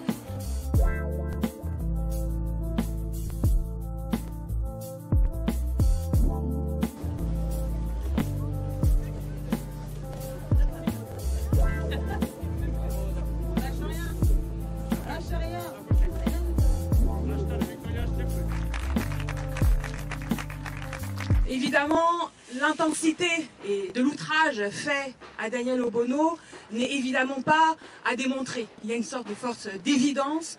Votre présence ici, les commentaires partout en France, les réactions même jusqu'à celui du président de la République, qui je le rappelle a quand même pris attache avec Daniel Obono pour lui manifester son indignation et sa solidarité, montrent que cet outrage-là est bien constitué. Alors nous allons avoir droit néanmoins à une sorte de persévérance dans l'ignominie, avec une défense qui va chercher à dire que cette injure raciste, en fait, relève de la liberté d'expression. En gros, je résume.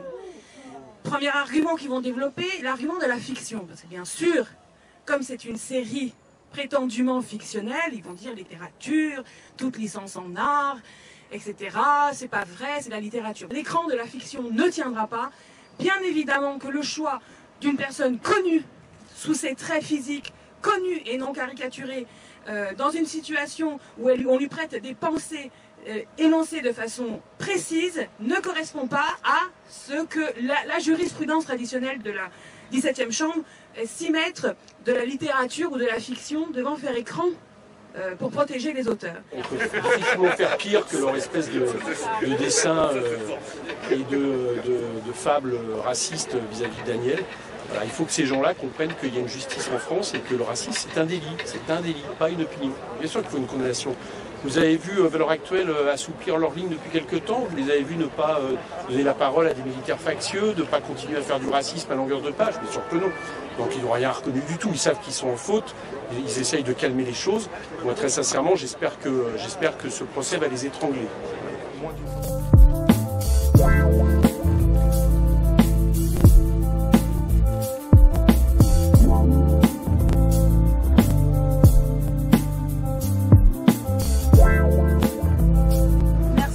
Camarades d'être venus aujourd'hui. Merci à mes collègues, amis et camarades députés et puis surtout à vous tous et toutes. Je sais qu'il y a beaucoup de gens qui m'ont écrit en disant qu'elles ne pouvaient pas être là et ils sont là en pensée. Ça compte beaucoup et c'est vraiment très important d'avoir ce soutien si large et si unanime, y compris si transpartisan, parce que je crois que aujourd'hui se joue quelque chose d'important pour moi, personnellement, intimement, mais je crois aussi pour nous tous et toutes. On voit aussi aujourd'hui que c'est un climat général nauséabond, toxique. Et c'est pourquoi je crois que à la fois le fait d'être vous ici pour signifier aussi que à travers la plainte du ministère public, ces propos, cette attitude et cette normalisation du racisme et de la xénophobie ne sont pas acceptables et doivent être condamnés, non seulement politiquement, mais aussi juridiquement par la justice, parce que le racisme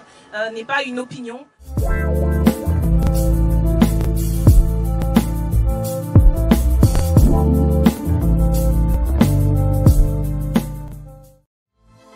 Dans ce document du GIEC, les experts constatent que les impacts du dérèglement climatique vont s'accentuer et devenir très concrets bien avant 2050. L'humanité est à l'aube de retombées cataclysmiques. Nos enfants pourraient subir, à en croire ce texte qui a fuité directement ses conséquences et pourraient ne pas connaître le même monde que nous. Marina Bertsch, bonjour. Bonjour. Vous êtes ici pour nous éclairer sur ce document donc, qui semble-t-il a fuité. On va y revenir dans un instant.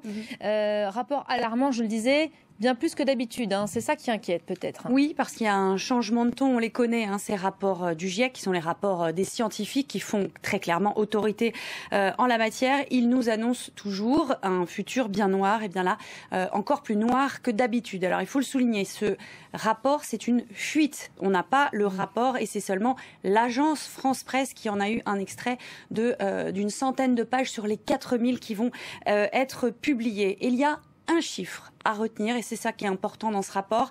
Vous savez qu'on parle souvent d'1,5 degré de réchauffement climatique. Autrefois, on disait l'objectif c'est de ne pas dépasser les 2 degrés, voire 1,5 si on peut. Ce que nous disent les scientifiques aujourd'hui, c'est que 1,5, même 1,5, ce sera catastrophique. Donc ça ne peut plus être un objectif à 2 degrés, ni même à 1,5 degré, parce que les conséquences, eh bien, vous les voyez sur ces images, pénurie d'eau, exode, malnutrition, extinction des espèces. Et ce qui est intéressant, c'est que désormais, chaque décimale de degré compte. Je vais vous montrer 3 chiffres qu'on a extraits de cette fuite de ce rapport. S'il y avait seulement 3 chiffres à retenir, ce serait ceux-là, et ils ne sont pas très roses, 130 millions de personnes avec un réchauffement à 2 degrés basculeront dans la pauvreté extrême d'ici 2030. 80 millions de personnes souffriront de la faim d'ici à 2050 et 400 millions de personnes seront exposées aux pénuries d'eau d'ici 2050. Alors, il y a une réaction qu'on va noter, notamment celle de Greta Thunberg à l'AFP il y a quelques instants. Ce rapport permet de voir la réalité en face. Et oui, forcément, est-ce que tout cela est encore évitable, Marina? Eh bien, non, nous dit le GIEC. C'est pas évitable, c'est atténuable, entre guillemets. Le pire est à venir, voilà ce qu'ils nous disent. Alors, le ton du rapport varie un peu entre apocalypse et espoir, faut le dire. Et comment on peut faire, non pas pour l'éviter, mais pour atténuer toutes ces catastrophes? Eh bien, le GIEC est très clair, des mesures drastiques et des mesures immédiate, c'est écrit noir sur blanc, quel que soit le rythme de réduction des émissions de CO2, les impacts dévastateurs du réchauffement climatique vont s'accélérer, ne peuvent plus s'arrêter. Je suis désolée, je ne viens pas vous donner... Ah oui, vous nous plombez l'ambiance en même temps, c'est Oh là la là. réalité, comme dit Greta Thunberg. Une question, j'en perds mon latin, est-ce que ce rapport a fuité, puisque vous nous le disiez, quelques dizaines de pages sur le millier prévu, a fuité volontairement? Alors, c'est intéressant en fait ce timing parce que oui, c'est une fuite. Je ne peux pas vous dire si c'est accidentel ou si c'est volontaire, mais en tout cas, le pas vous, en tout timing... cas, on a compris. Hein. C'est pas moi la fuite. Mais en tout cas, le timing interroge. Pourquoi? Parce qu'en fait, il y a des échéances cette année très importantes qu'on va suivre sur France 24. En novembre, il y a la COP26 à Glasgow. C'est là que les pays vont devoir faire mieux, pour résumer brièvement, que ce qu'ils ont promis à Paris à la COP21. Le problème, c'est qu'on sait très bien ce qu'ils ont promis, même pas ce qu'ils font, ce qu'ils ont promis, ça nous amène à 2,6. Vous vous rappelez tout à l'heure, je vous parlais d'1,5 degré. Donc on est déjà très loin. Du coup, ce rapport, il sert à quoi? Il intervient avant cette conférence. Il aurait dû être publié en février. Ça aurait été trop tard pour mettre de la pression sur les négociateurs. Déjà, on sait que ça marche pas très bien, mais alors en plus, s'il arrive après les COP, ça risquerait de marcher encore moins. Donc voilà pourquoi sans doute ce rapport a fuité et pourquoi il a fuité aujourd'hui. Merci beaucoup Marina, en tout cas pour l'éclairage et cette remise en perspective.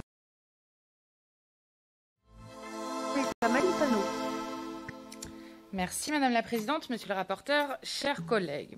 Ce projet de loi aurait pu être une simple formalité, un texte certes fourre-tout, mais n'ayant pour but que d'adapter notre droit à celui de l'Union européenne. Mais non, il aura fallu que vous y mettiez votre grain de sel, votre touche finale, votre marque de fabrique, la répression.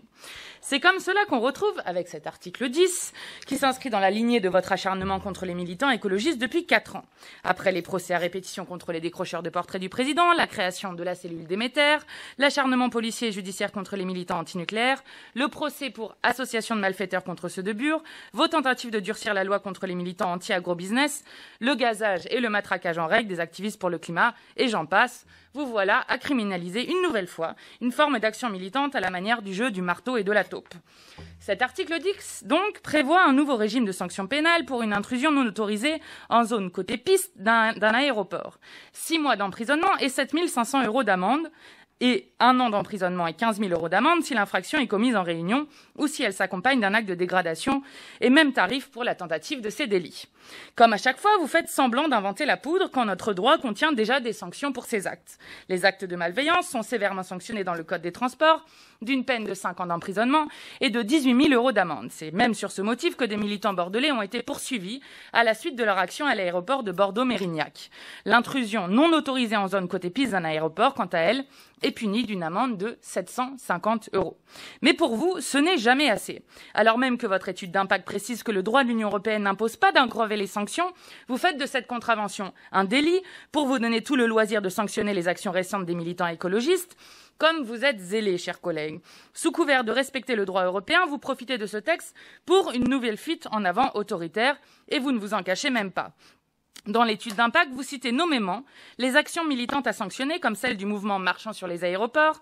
Ainsi, les associations Greenpeace ou Alternativa sont repeintes en malfaiteurs qui nuisent à l'ordre public quand ils vous rappellent que l'avion est un transport polluant et insoutenable d'un point de vue écologique. Ou peut-être est-ce parce qu'ils vous rappellent que c'est le moyen de transport privilégié des riches que cela vous titille le plus. En tout cas, disons un mot de leur motivation. Un trajet en avion est en moyenne 50 fois plus polluant que celui d'un train. Le trafic aérien double tous les 15 ans et la filière est responsable de plus de 7% de l'empreinte carbone de la France. Et quand on entend les propos du ministre des Transports, on comprend bien vite que rien n'est fait pour éviter de courir au désastre. Collègues, cet article, en plus d'être sournois, est vain. Vous pourrez créer toutes les nouvelles infractions du monde, il y aura toujours des militants écologiques de tous âges, bien plus lucides que vous sur la catastrophe qui s'annonce. Vous ne dissuaderez jamais un militant qui a la conscience de l'urgence écologique chevillée au corps de tenter de perturber la marche délirante du monde qui nous mène droit dans le mur. Ils ne le font vraiment pas par plaisir, ils le font pour l'intérêt général. Notre groupe parlementaire ira soutenir certains d'entre eux ce jeudi, poursuivis pour s'être opposés au projet d'expansion de l'aéroport de Roissy via le terminal 4. C'est grâce à leur mobilisation que le gouvernement a cédé et abandonné ce projet climaticide absurde. Comme quoi, vous devriez écouter les militants écologistes plus souvent, plutôt que de les réprimer sans cesse. S'allier avec cette gauche-là est une faute politique. Bonsoir David Guéraud, merci d'être avec nous, porte-parole de la jeunesse, la France Insoumise. Qu'est-ce que vous lui répondez ce soir à Manuel Valls qui a des pudeurs envers LFI? Écoutez, c'est parce que je vous aime bien que je réponds, hein, parce qu'à 22h50, parler de Manuel Valls, quand même, quel calvaire, quoi. Non, mais moi, si vous voulez, je vois pas quel est l'intérêt même de demander la parole à quelqu'un qui, quand vous faites un peu l'historique, a trahi sa parole absolument tout le temps. Je vous rappelle quand même, il s'était engagé à soutenir Benoît Hamon après les primaires de la gauche, il a soutenu Macron, il a été élu représentant du peuple français, il s'est barré en Espagne. Là-bas, il a milité dans un parti centriste, mais il a fait des manifestations avec l'extrême droite. Mais au municipal, il a trahi son propre parti centriste pour donner des voix à une élue Podemos, c'est-à-dire l'équivalent de LFI en Espagne. Il a juré qu'il avait l'Espagne dans les veines, il est reparti en France, et la seule contribution qu'il fait au débat public aujourd'hui, c'est une vidéo qui se fout de sa gueule. Enfin, je veux dire, il y a un moment, en fait, moi, je ne comprends pas pourquoi on lui accorde autant d'importance à ce monsieur, parce que sa carrière politique, c'est le cirque Pinder. Et sur les accoitants, soi-disant, avec l'islamisme, mais attention, Manuel Valls s'est tellement investi sur la question de la lutte contre l'islamisme que je rappelle quand même qu'en 2015, il a signé 10 milliards d'euros de contrats d'armement avec l'Arabie Saoudite et qu'on retrouve encore des armements lourds de la France au Yémen où il y a des crimes de guerre, des sévices sexuels, des détentions illégales, etc., etc. Donc, quel est l'enjeu de commenter sa parole? Quel est l'enjeu? Franchement, je vous le demande parce que je vous réponds parce que je vous aime bien, mais franchement vous êtes trop bon. Quand même une question.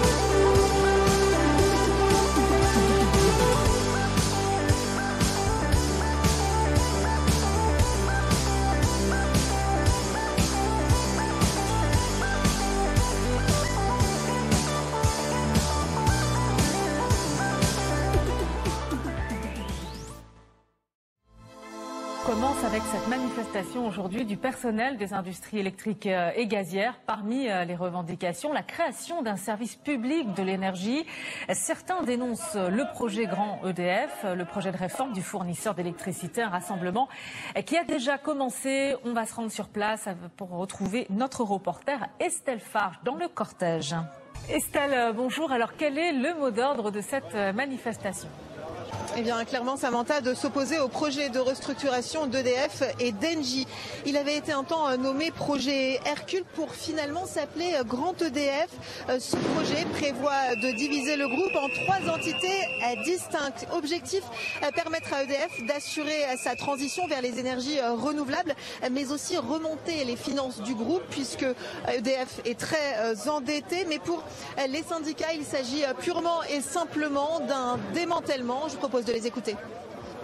Je manifeste mon mécontentement pour lutter, conserver notre statut national d'EDF-GDF qui date de 1946. On veut garder parce que c'est essentiel pour l'un des fleurons de l'industrie française et puis pour l'intérêt général des usagers, des abonnés. Ce projet est néfaste pour le service public parce qu'on va déstructurer complètement ce service public. On privatise ce qui rapporte et ce qui finalement va coûter, eh bien on le nationalise et c'est les Français qui vont payer. Et c'est là que c'est scandaleux. On veut nous faire un service en gros comme les autoroutes où les privés peuvent intervenir dans le système en fait intervenir dans la gestion en fait du réseau, alors que c'est un service qui doit être en gros géré par l'État puisque c'est un réseau qui a été payé par les Français. Voilà, vous l'aurez compris, Samantha, plus globalement, ils appellent à la création d'un service public de l'énergie. Côté timing, eh bien, il s'agit d'un moment fatidique et stratégique. C'est en tout cas ce qu'a expliqué la CGT FNME qui organise cette manifestation. La CGT qui espère peser sur le choix d'Emmanuel Macron qui devrait sceller le sort de l'entreprise donc d'ici à la fin du mois. Du côté du cortège, il s'est élancé aux alentours de midi de la place de la Nation, direction République, lieu de dispersion. Merci beaucoup Estelle Farge, on vous laisse suivre ce cortège sous la pluie, même si là vous êtes abrités. À quoi va servir ce grand débat sur l'avenir de l'Europe? Nous sommes malheureusement nombreux à redouter que cette opération de com' n'accouche que d'une souris. Vous voulez répondre à la défiance des citoyens envers l'Union européenne? Très bien. Alors, soyez lucides sur la responsabilité des traités européens qui ont légitimé des années de politique néolibérale et creusé une fracture béante entre l'Union européenne et ses peuples. Les traités imposent le libre-échange et la concurrence alors qu'il faut relocaliser et planifier. Ils imposent l'austérité alors qu'il faut investir dans la bifurcation écologique et sociale. Ils imposent le tout privé alors qu'il faut protéger les services publics. Pour être crédible, cette conférence sur l'avenir de l'Europe devrait avoir pour objectif clair de changer ces règles de la cave au grenier. Mais déjà, le Conseil semble s'y opposer. Alors à quoi bon débattre de l'avenir de l'Europe si aucune renégociation des traités n'est possible? Le cadre d'organisation pyramidale est pour le moins chaotique, on en a tous fait l'expérience ici, de cette conférence, est lui aussi symptomatique de votre conception étriquée de la démocratie. Des pouvoirs très limités aux groupes d'opposition et une participation citoyenne réduite à un simple témoignage. Je vous le dis parce que je l'ai entendu, il ne suffit pas de brandir le mot citoyen si vous ne leur donnez à la fin aucun pouvoir de décision finale dans la procédure. Alors à quoi bon débattre de l'avenir de l'Europe sans véritablement impliquer les premiers concernés, les Européens? Vous n'apprenez décidément pas de vos erreurs. Comment oublier que la dernière convention européenne de ce type initia un texte imposé de force aux peuples européens, malgré le non au référendum français, néerlandais et irlandais? Je lance ici l'alerte. Il serait irresponsable de faire de cette Assemblée une parodie de démocratie visant uniquement à relégitimer des politiques obsolètes. La refondation de la construction européenne mérite mieux qu'une pièce de théâtre où les dés sont pipés.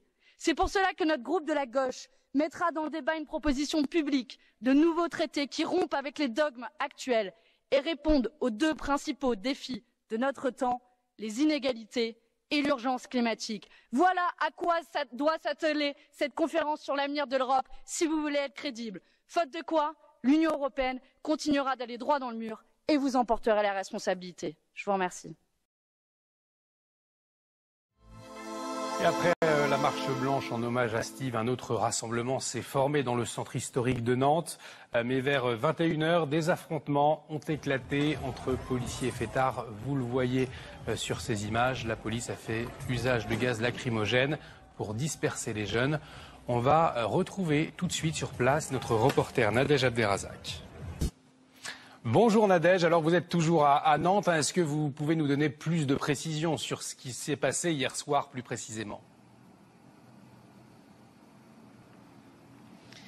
Absolument, Olivier. Alors, Après, on le sait, hein, les rassemblements de plus de 10 personnes sont toujours interdits en France, mais après 246 jours de couvre-feu, la jeunesse nantaise avait à cœur de célébrer la fête de la musique hier et de donner un nouvel hommage à Steve Mayakanisso, disparu dans la Loire il y a 2 ans, jour pour jour maintenant. Et la fête a rapidement viré au cauchemar, hein, puisqu'aux alentours de 20h30, 21h, les premières heures ont éclaté entre fêtards et forces de l'ordre.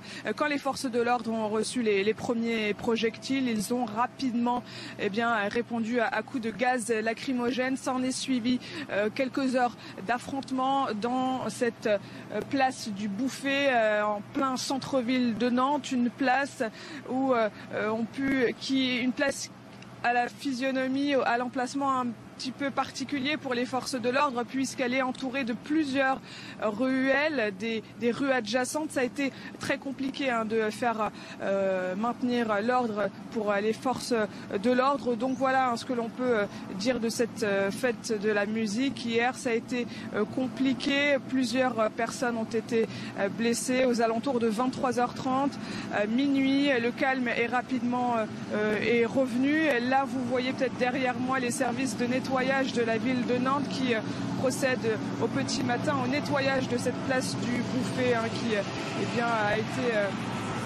le théâtre de ces violents heurts hier. Du matériel urbain a été dégradé. Plusieurs feux de poubelle également ont été incendiés hier. Et Nadège, du côté de l'enquête de la mort de Steve, elle avance à grands pas et elle tend à soutenir la thèse des proches de la victime. Absolument. L'IGPN a rapidement, après la mort de Steve Mayakanisso, dédouané toute responsabilité des policiers dans cette affaire. Le parquet de Rennes, il y a quelques jours, contredit les conclusions de l'inspection générale de la police nationale et affirme que Steve Mayakanisso est bel et bien tombé dans la Loire à la suite de cette charge policière lors de la fête de la musique. Alors tout l'intérêt de l'enquête, l'objectif des enquêteurs maintenant, ça va être d'établir d'éventuelles responsabilités pénales. Plusieurs personnes vont être interrogées dans les jours, dans les semaines à venir, comme le maire de Nantes, son adjoint chargé de la sécurité de l'époque, le préfet de Loire-Atlantique et le sous-préfet vont également être entendus, tout comme le responsable départemental de la sécurité publique et le commissaire divisionnaire chargé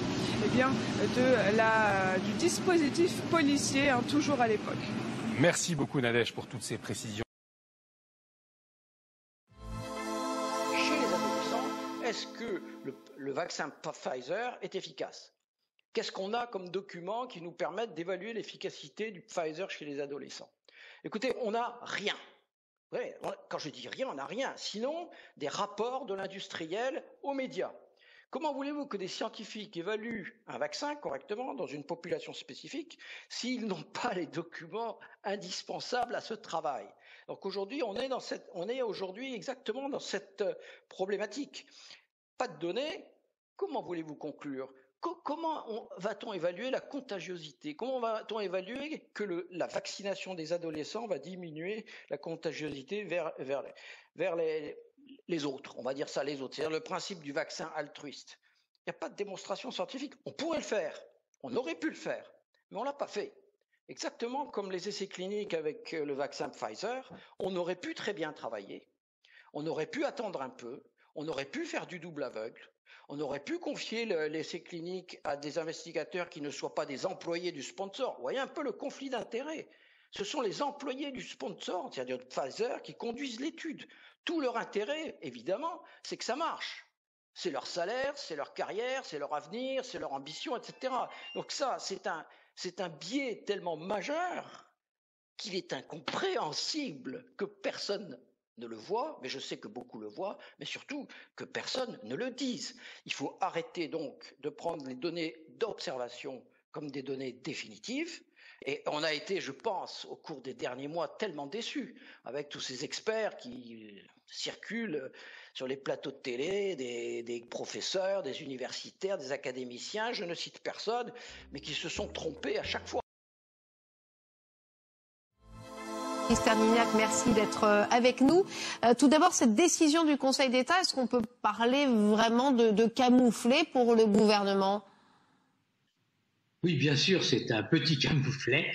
Ça veut dire qu'une fois de plus, le gouvernement a proposé un décret qui n'était pas satisfaisant sur le point de vue technique et le Conseil d'État l'a tout de suite remarqué. Donc ça prouve un peu l'amateurisme du gouvernement dans cette opération. Alors, à relativiser peut-être, en tout cas pour la ministre du Travail, Elisabeth Borne, qui dit « Le Conseil d'État nous demande d'attendre encore un peu et censure uniquement la date d'entrée en vigueur ». Ça veut dire quoi concrètement? Qu'il faut s'attendre à avoir une autre réforme? Ça veut dire d'abord que le Conseil d'État a pris une décision d'urgence. La décision d'urgence, c'est de suspendre la date de mise en œuvre de la réforme. Le Conseil d'État a remarqué que la réforme frappait les chômeurs à partir du 1er juillet, alors que les entreprises qui étaient censées être incitées à offrir des emplois à temps plein, eux, la réforme entrait en vigueur le 1er septembre 2022. Le Conseil d'État a considéré par ailleurs que la situation du marché du travail n'était pas bonne. Donc, il a imposé au gouvernement de retarder le montant de la date de mise en œuvre de la réforme. Et par ailleurs, le Conseil d'État a dit qu'il allait examiner sur le fond le contenu de la réforme. Et donc, c'est un rasoir à deux lames. La première lame vient de frapper, la seconde, ça sera dans quelques mois. Alors, vous l'avez dit vous-même, une mesure d'urgence, c'est un juge des référés. Ça veut dire clairement que mettre en place cette réforme dans cette période d'incertitude professionnelle, ça mettait en danger beaucoup de nos concitoyens. L'économiste que vous êtes est d'accord avec ce diagnostic du juge? Oui, bien sûr, puisque la réforme, comme on l'a dit à maintes reprises, allait aboutir à faire que, grosso modo, il y avait environ 1,2 million de chômeurs à venir qui allaient perdre environ 17% de leur allocation, sachant que ce sont des allocations de précaires, donc des allocations déjà très faibles. On a des gens qui, normalement, auraient touché 850 € par mois et qui se retrouvaient devoir toucher 600 € par mois, ce qui était vraiment très peu. Et donc, le Conseil d'État a considéré que le fait de faire baisser à ce point les allocations chômage n'allait pas permettre en aucune façon à ces personnes de trouver un emploi, que contrairement à ce que disait le gouvernement, les chômeurs ne choisissent pas d'être dans des situations précaires et les chômeurs ne peuvent pas aller voir l'employeur en leur disant vous savez, je ne touche que 600 € par mois si je suis chômeur, donc offrez-moi un emploi à temps plein. C'est pas comme ça que ça joue au niveau du marché du travail. Alors l'exécutif lui affirme que le système actuel favorise ceux qui alternent contrats courts et inactivité, au contraire des contrats longue durée. Est-ce que c'est réellement le cas selon vous? Bien sûr, c'est pas le cas. Comme je l'ai dit, les chômeurs n'ont pas le choix. Les chômeurs ne choisissent pas d'être précaires. On a des professions où effectivement les employeurs ont pris l'habitude de proposer des contrats précaires, que ce soit dans le commerce, hôtel, café, restaurant. Et les chômeurs, c'est pas un choix délibéré des chômeurs, et sans prendre aux chômeurs, sans prendre aux entreprises, sans modifier la législation qui a permis le développement des contrats courts, c'est vraiment une mesure à la fois déplaisante et inefficace. Le gouvernement affirme justement que cette réforme permettra à ces fameux contrats courts d'obtenir à terme des contrats plus longue durée. Vous y croyez à cette affirmation? Non, je n'y crois absolument pas. Les contrats, comme vous savez, sont décidés, proposés par le patronat. Et si une personne dit ce contrat est trop court, il me plaît pas, je veux un contrat long, le patronal lui dit il n'y a aucun problème, prenez la porte et on trouvera facilement quelqu'un pour prendre ce contrat. Donc c'est pas du tout à ce niveau-là qu'il faut agir, il faut agir au niveau des entreprises, il faut revenir sur les différents dispositifs qui ont permis le développement des contrats courts, le fait que on peut faire des CDD d'usage dans un certain nombre de professions, c'est au niveau des entreprises qu'il faut agir et non pas au niveau des salariés qui vraiment, eux, n'ont aucun, dans la quasi-totalité des cas, aucun degré de liberté. Et je répète, la mesure frappe des précaires, c'est-à-dire des gens qui, de toute façon, ont des indemnités extrêmement faibles. Et en plus, le charme, si on peut dire, de la réforme, c'est qu'elle est extrêmement compliquée, puisque les précaires devaient, pour calculer leurs droits, il faut remonter sur 2 ans, et il faut, pendant 2 ans, que les précaires viennent trouver les travaux, les salaires qu'ils ont effectivement effectués. C'est pas une réforme qui simplifie la vie de ces personnes. Merci Henri Sterdignac, économiste, membre des économistes atterrés, d'avoir été avec nous.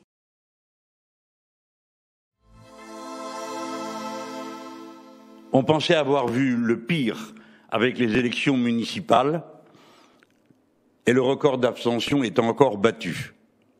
C'est le pire niveau de toute la Ve République. Dorénavant, plus de la moitié des électeurs ne se rendent plus aux urnes. Ici, à peine 1 sur 3. Et d'abord, ce sont les quartiers populaires qui refusent leur participation. À ceux qui pourraient se satisfaire de cette situation, je rappellerai qu'une démocratie sans électeurs, ce n'est plus vraiment une démocratie. L'abstention à ce niveau fonctionne comme un refus de vote, comme une grève des urnes. Dans ce contexte, le gouvernement a une responsabilité particulière. Pas de campagne d'explication, une carence de fonctionnement de l'État quasi totale et comme on n'en avait jamais vu. Tantôt le matériel électoral n'est jamais arrivé dans les boîtes aux lettres, tantôt une partie seulement, tantôt les bureaux de vote n'étaient pas ouverts, tantôt la liste d'émargement des procurations n'existait pas. De leur côté, les militants politiques ont fait leur travail, j'en atteste, présents partout, animant des réunions, allons au contact. Ils n'ont aucun reproche à se faire. Cependant, on interrogera l'absurdité du débat public depuis 6 mois, qui voit l'attention être attirée sur la sécurité, l'islamo-gauchisme, le séparatisme, le complotisme et autres billes visées, sans qu'un mot ni un débat soit jamais organisé à propos de l'aide sociale, qui est pourtant la compétence essentielle des départements dont l'élection a lieu en ce moment, sans qu'un mot soit dit sur la formation professionnelle ou les transports qui sont dans la vie quotidienne de chacun, alors que ce sont les responsabilités essentielles des régions. Au point où nous voici rendus, il est temps de comprendre à quel point les abus de pouvoir permanents de la monarchie présidentielle ont fini par donner le sentiment que toute autre élection est résiduelle et sans signification. C'est pourquoi nous demanderons que des mesures soient prises dès maintenant, avant les élections présidentielles et législatives de l'année prochaine, car il y a des raisons de s'inquiéter. D'abord peut-être parce que l'entreprise qui est censée assurer la distribution des professions de foi et des bulletins de vote pour ces 2 élections est la même que celle qui a si gravement défailli à cette occasion. Ensuite, parce qu'il est temps de s'interroger publiquement sur les causes de tels dysfonctionnements. Le bureau de l'Assemblée nationale serait bien inspiré d'ouvrir une commission d'enquête sur les conditions dans lesquelles s'est déroulé le vote de ce dimanche.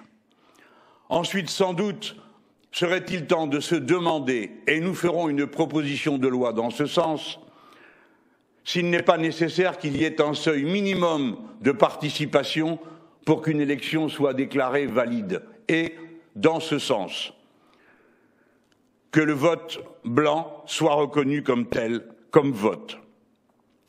Au total, il est temps que revienne dans le giron public l'organisation des élections.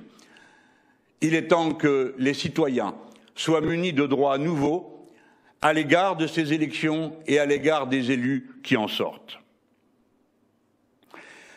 De leur côté, les insoumis, présents seulement à la tête d'une liste dans 4 régions, étudieront bien sûr leurs résultats comme ceux des autres. Ils auront la modestie de savoir qu'en toute hypothèse, dans un tel océan d'abstention, quel est vraiment le sens de ce qui se dit. Pour autant, à la veille du second tour, les situations régionales et départementales seront naturellement très diverses, non de notre fait, puisque nous aurons en vain sollicité un accord national entre diverses formations politiques avant le premier tour. Mais nous lançons un appel pour ne pas ajouter à tous les malheurs de notre démocratie une affliction de plus. Nous ferons ce qu'il faut pour convaincre chacune et chacun qu'il ne faut pas donner de région au Rassemblement national. Car c'est une formation politique qui incarne la violence qui s'exprime de plus en plus depuis plusieurs semaines dans l'arène politique. Parce que c'est un parti de ségrégation religieuse et de discrimination sociale. La France doit pouvoir se relever de ce nouveau désastre démocratique, à la condition, bien sûr, qu'on n'y ajoute pas. Quoi qu'il en soit, nous serons et nous resterons la formation du refus des combines et des embrouilles avec les partis du système, portant fièrement les valeurs de l'insoumission et de la République. Après cette soirée électorale hier soir, avant de rentrer dans le détail, on va parler aussi de l'abstention, mais on va vous demander surtout votre décryptage par rapport à ces élections hier soir. Bien évidemment, oui. La première leçon, c'est ce taux d'abstention inégalé pour des élections locales. Dans la Ve République, plus de 66%, presque 70%, un Français sur 3 qui est allé voter seulement. C'est aussi un score extrêmement décevant pour le Rassemblement national, qui était donné bien plus haut dans les sondages. Donc est-ce que les sondages se trompent? Est-ce que les sondages gonflent d'une certaine façon la réalité du Rassemblement national? Et puis c'est une prime sortant du fait de la faible mobilisation finalement, où on voit bien que les régions on peut bouger avec un retour de la classification classique gauche et droite, PS, les Républicains et La République En Marche, qui est un parti qui n'existe pas, qui ne s'ancre pas. C'était 2% municipal, c'est moins de 10% partout sur le territoire au régional, avec 5 ministres qui ne passent pas le premier tour. C'est une claque historique. Donc un parti vraiment hors sol et loin de réussir le pari d'exister au-delà de 2022. Voilà donc les quelques leçons qu'on a pu apprendre. Et puis aussi l'abstention massive chez les plus jeunes, 84% des 18-25 ans qui ne sont pas allés voter. Donc là, il y a un désintérêt massif vis-à-vis de l'offre politique qui doit poser question à la fois sur la façon dont sont organisées les élections, mais aussi les débats. Et quelles leçons, Alexis, tirer de ces régionales ? Mais ce que je viens de dire, à la fois le désamour des Français pour ce genre de scrutin qui ont du mal à comprendre. Il y a aussi le scandale Adrexo. C'était ce prestataire qui devait envoyer la propagande de campagne chez chaque citoyen pour qu'il puisse prendre connaissance des professions de foi. Là, il y a eu beaucoup de dysfonctionnements. Dysfonctionnement aussi sur l'ouverture de certains bureaux de vote. Éric Dupond-Moretti, par exemple, vote dans un bureau où il n'y avait pas la liste présente pour l'Union l'Union de la gauche. Ça n'a pas posé de problème au ministre qui a quand même voté. Donc vraiment un cafouillage, une campagne bien sûr chamboulée par l'agenda sanitaire, sécuritaire également, et puis des débats qui n'étaient pas des débats finalement sur le régional. On a beaucoup parlé sécurité, on a beaucoup parlé emploi, économie, qui sont loin finalement des préoccupations ou bien des prérogatives plutôt des régions. Donc vraiment une élection qui montre la fin de régime finalement de cette 5e République qui peine à mobiliser les gens dans les urnes, dans les isoloirs. On va commenter les chiffres à présent, Alexis, si vous le voulez bien, plus en détail, à commencer par les Hauts-de-France, évidemment, où 5 ministres étaient mobilisés pour faire barrage à Xavier Bertrand. Exit ces ministres, ils n'ont même pas franchi la barre des 10%. Qu'est-ce que ça traduit selon vous ?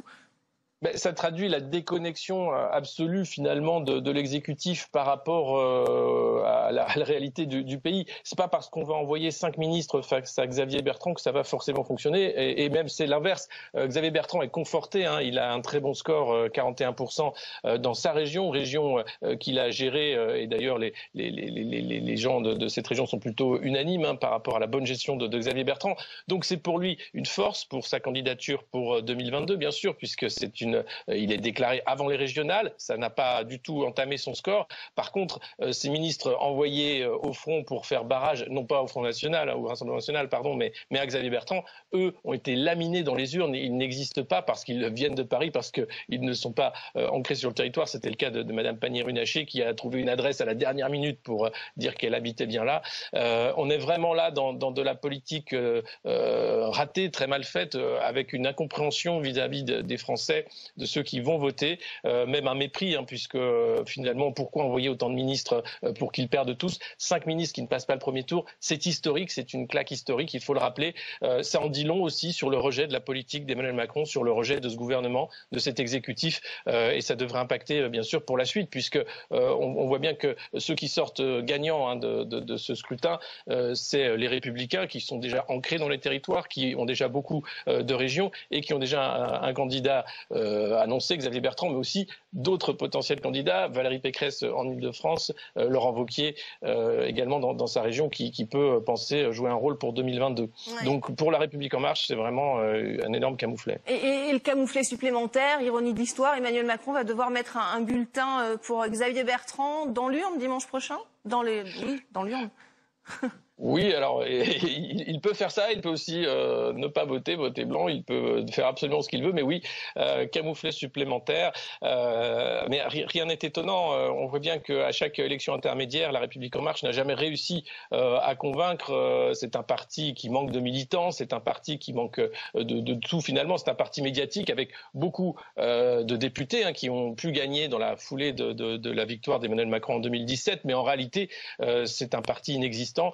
Preuve en est encore une fois avec des scores sous la barre des 10% partout où ils présentaient des candidats, et donc maintenant évidemment au second tour ce sera à eux de voir comment ils vont s'arranger. Alors déjà certains appellent au Front républicain contre le Rassemblement national, mais ce Front républicain, il faut rappeler qu'il a déjà quand même pas mal de plomb dans l'aile. On a vu ce qui s'est passé en PACA notamment, avec Thierry Mariani, qui est très bien placé face à Renaud Muselier, et Thierry Mariani qui vient lui-même des rangs des Républicains. Donc beaucoup de choses qui vont sans doute évoluer après ces régionales. Pas forcément un remaniement ministériel. Emmanuel Macron disait que ses ministres envoyés en campagne ne risquaient rien quant à leur portefeuille. Donc je ne sais pas si les leçons vont être tirées, sans doute des leçons de façade, un vernis de communication peut-être pour préparer le discours du 14 juillet, mais Emmanuel Macron fera comme si ces régionales n'ont pas existé. D'ailleurs, toute la soirée électorale pour La République En Marche se passait plutôt à Matignon qu'à l'Élysée pour bien montrer la hauteur que prenait Emmanuel Macron face à ces mauvais résultats. Donc on verra la suite dans les jours qui viennent. Ouais, le chef de l'État qui devrait s'exprimer, en tout cas cette semaine, sur ces élections régionales. En tout cas, est-ce que ça remet en cause une potentielle candidature d'Emmanuel Macron à 10 mois de l'élection présidentielle? On a toujours annoncé un duel entre Marine Le Pen et Emmanuel Macron. Quid de ce scénario pour les présidentielles? Alors c'est sûr que ce scénario qui est vendu à longueur de journée par la sphère politico-médiatique, le duel, le match retour Macron-Le Pen pour 2022, là a pris un sérieux coup quant à sa crédibilité. À la fois parce que les listes de La République En Marche ont fait moins de 10%, mais aussi parce que le Rassemblement National, les listes du Rassemblement National n'ont pas fait les scores escomptés qui étaient annoncés dans les sondages. Donc est-ce que ce match ne serait pas une invention, une création de la bulle sondagière qui permet de pousser des partis médiatiques, mais qui ne sont pas des partis incarnés? Est-ce que là, il n'y a pas justement un déraillement de la communication politique de l'exécutif qui veut se remettre en scène face à Marine Le Pen? Je crois que les Français ne veulent pas de ce duel annoncé. Ils l'ont eu une fois, ça suffit, pas forcément une deuxième fois, et il va falloir être un peu plus inventif, parler des programmes, parler de politique, et non pas faire simplement de la bête communication ou bien un match de catch où on joue en équipe, Emmanuel Macron et Marine Le Pen jouant dans la même équipe pour être sûr, eux deux, d'être au second tour. On voit bien que là, la machine s'est enrayée, ce n'est pas du tout le cas. Il y a une volonté peut-être de revenir à un vrai débat politique, à une vraie aussi scission droite-gauche. Le en même temps ne fonctionne pas. On l'a vu sur tous les grands sujets, que ce soit la sécurité, l'immigration, l'emploi. Le en même temps ne marche pas. Donc je crois qu'il y a là vraiment une fin de cycle pour Emmanuel Macron qui va avoir bien du mal à lancer une candidature avec un bilan extrêmement mitigé, voire nul. Campagne sanitaire, il aura beau dire qu'il a réussi la campagne de vaccination et d'autres choses, c'est quand même 110 000 morts à son actif et beaucoup de couacs et de mensonges. Pour ce qui est des réformes, aucune n'a été passée encore. Et aujourd'hui, on voit bien que d'ailleurs, autour de lui, la majorité se crispe avec cette réforme des retraites qui pourrait revenir avant l'élection de 2022 et qui serait catastrophique évidemment en termes d'image. Donc ce duel Macron-Le Pen reste à voir s'il existera à nouveau. Vous parliez du bilan désastreux de la crise et de la gestion de la crise sanitaire. Est-ce que c'est pas une explication finalement de cette prime aux sortants? On a vu que les collectivités territoriales s'étaient démenées pour trouver des masques et puis mettre en place ces campagnes de vaccination, là où l'exécutif avait failli. Est-ce que ça traduit cela en quelque sorte les résultats d'hier? Oui, ça traduit en fait l'absence de proximité de La République En Marche et d'Emmanuel Macron avec les Français. Regardez ces déambulations qu'il a fait dans les villages. Il a privatisé des villages pour les caméras, pour arriver devant des gens choisis. Et même avec ça, il arrive à se faire gifler par un Français en colère. Donc il y a vraiment quelque chose où Emmanuel Macron voit de très loin ce pays depuis l'Élysée, où il ne comprend pas vraiment tout ce qu'il se passe. Et puis, vous avez de l'autre côté des présidents de région qui, eux, ont montré leur proximité sur le terrain, qui ont été aux premières lignes de la crise sanitaire. C'est le cas de Laurent Wauquiez, qui se félicitait bien sûr de sa gestion, à la fois gestion économique, où il n'a pas endetté davantage la région, mais aussi lorsqu'il a été le premier à commander des masques et à tout faire pour que la vaccination avance. C'est le cas de Xavier Bertrand également, Valérie Pécresse, qui se vantait de son bilan sécuritaire et autres. Donc pour les présidents sortants de région, c'est sûr que pour eux, le bilan est beaucoup plus facile à défendre, il est beaucoup plus positif que pour l'exécutif qui n'a rien à présenter, si ce n'est 4 ans de communication dans le vide d'Emmanuel Macron et son gouvernement. Donc on est là vraiment dans deux façons de faire de la politique et c'est rassurant de voir que les Français plébiscitent quand même les sortants, ceux qu'ils connaissent, ceux qui travaillent, même si ce taux d'abstention doit poser des questions à toute la classe politique et pas seulement sur le taux d'abstention et pourquoi les Français ne voteraient pas. C'est beaucoup plus profond, il y a un malaise démocratique. Oui, le taux d'abstention d'ailleurs qui nuit a priori plutôt au Rassemblement national. On l'a entendu hier, les ténors du Rassemblement national qui ont vivement incité les électeurs à se mobiliser pour le second tour. Est-ce que ça peut relever en tout cas les taux qu'a fait le Rassemblement national hier selon vous, et surtout en PACA, on va en parler? Oui, alors c'est sûr qu'en PACA, c'est une énorme déception parce que le Rassemblement national attendait un bien meilleur score de Thierry Mariani, en Bourgogne-Franche-Comté également. Et donc, on voit bien que l'électorat Rassemblement national est difficile à mobiliser, à la fois parce que l'électorat populaire est évanescent. Ce sont des gens qui ne vont pas forcément voter, surtout à des élections régionales, malgré la campagne de communication qui a pu être faite en amont. Et puis, un vote jeune aussi. Certains sondages montraient que de nombreux jeunes votaient Rassemblement national et là on a vu qu'ils étaient les plus nombreux à s'abstenir, à ne pas aller voter, donc cela a joué en défaveur du Rassemblement national. Est-ce que le parti va pouvoir mobiliser dans l'entre-deux tours pour le second tour et renverser la tendance? Ça reste à voir parce qu'encore une fois c'est un parti qui souffre d'un manque de militants.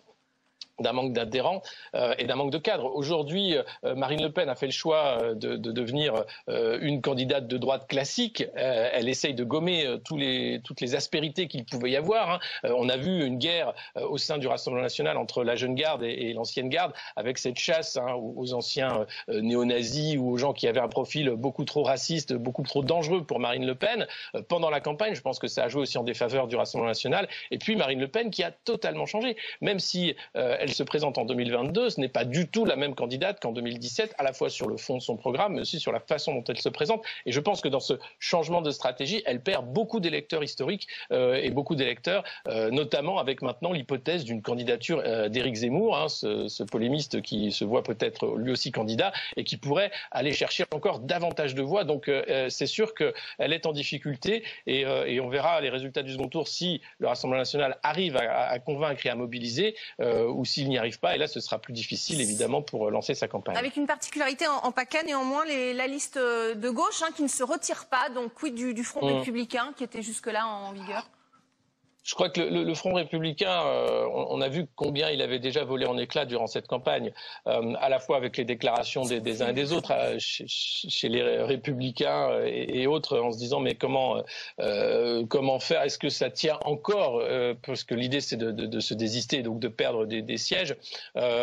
Il y a vraiment une question fondamentale qui se pose. Est-ce que toute la vie politique française doit tourner autour du Rassemblement national? La réponse est non. Elle doit tourner autour d'idées, de programmes, de projets politiques. Donc aujourd'hui, je pense que ce Front républicain sert encore La République en marche ou le Parti socialiste qui vont essayer de faire des agrégats de liste de gauche, les écologistes évidemment. Mais pour ce qui est de la droite, la question se pose de manière beaucoup plus pointue en disant est-ce que nous avons ce besoin-là? Je ne crois pas. Évidemment que ça dessert systématiquement les candidats du Rassemblement national, mais encore une fois, c'est ce mode de scrutin majoritaire à 2 tours. Tant qu'on n'aura pas de proportionnel, tant qu'on n'aura pas une démocratie moins défaillante et beaucoup plus vivante, beaucoup plus proche des citoyens, les gens ne sont pas intéressés par voter. Il y a une sorte de vol démocratique dans cette façon d'organiser la vie politique du pays parce qu'on refuse la proportionnelle. Encore une fois, Christophe Castaner disait que les conditions ne sont pas réunies pour mettre en place une proportionnelle pour 2022, pour les législatives. Donc comment voulez-vous que les Français s'intéressent à ce jeu politique faussé d'emblée puisque leur voix ne compte pas ou quasiment pas dans ce jeu majoritaire? Donc il va vraiment, je pense qu'il y a une réflexion institutionnelle plus profonde à avoir, qui sont d'ailleurs portées par des candidats citoyens qui veulent le RIC, le référendum d'initiative citoyenne, certains aussi qui réfléchissent à une 6e République, parce qu'aujourd'hui, ce manque justement de démocratie directe fait qu'il y a un désamour, une cassure profonde entre les citoyens et les politiques. Merci beaucoup Alexis Poulain pour cette analyse très détaillée au lendemain de ce scrutin.